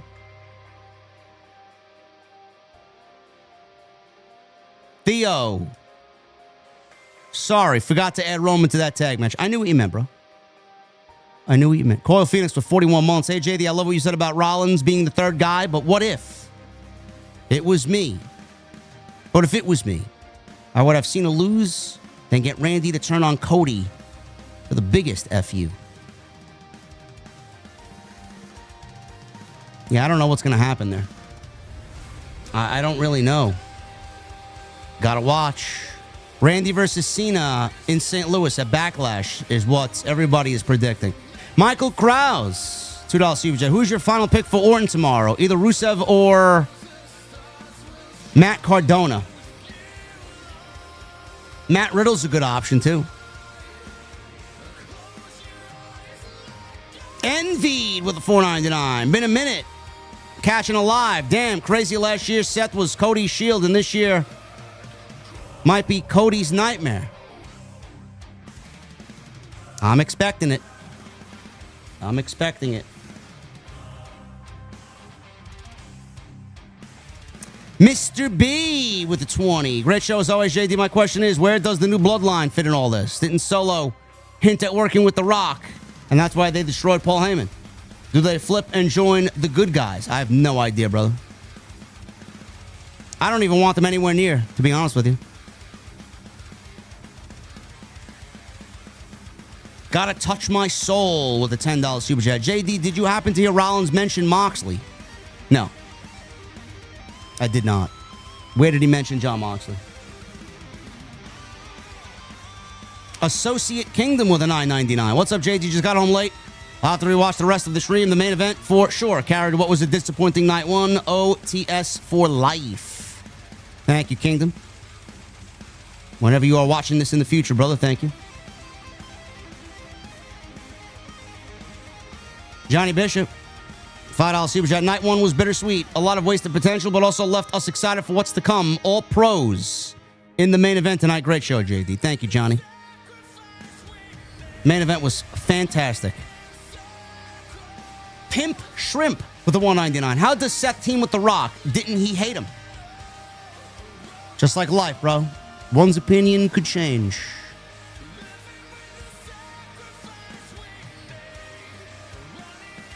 A man with nothing to lose is the most dangerous man. Captain Solo with a $5 Super Chat. 1 year, Gunther loses the IC title to Sami Zayn, and another he loses the world title to Jey Uso. Where does the ring general go from here? I have no clue. I have no idea, bro. Gunther will be fine. He's too good. Alexander G. I'm in love with Stephanie Vaquer. She's the best. Get in line, brother. Get in line. The Hollywood Bug Hunter, Nate TV, with a $10 Super Chat. A while ago, I said to JD, I was playing a scary anime game. JD said, get a new hobby. So I said, hold up. My bro, let me oil up quickly, and sold my soul to the guy from Fortnite. He sang me, you're welcome. Enjoy your anime game, Nate. It's not for me. Pim Shrimp, new member. Thank you, brother. Captain Solo with a 5. Seth Rollins should take the World Heavyweight Championship off mid-card Jey Uso Monday night after WrestleMania. Yeah. It's not going to be that soon. It's not going to be that soon. Sidro with a 5. A woman I slept with told me I had the biggest penis she'd ever seen. Turned out she was blonde. She was just pulling my leg. Oh, my God. Oh, my God, man. Best in the world, Matt, with a 5. WWE's already worked with All Japan and Noah recently. New Japan is next. Yeah. Yeah. Hollywood Nate. $5 super chat. This Mania, my 2K25 universe had a better Mania with matches like Sonic and Shadow versus Mario and Luigi. P. Diddy versus Vince McMahon and Metal Sonic versus Goku. 5 stars. It's a me, Luigi. It's a me, Mario.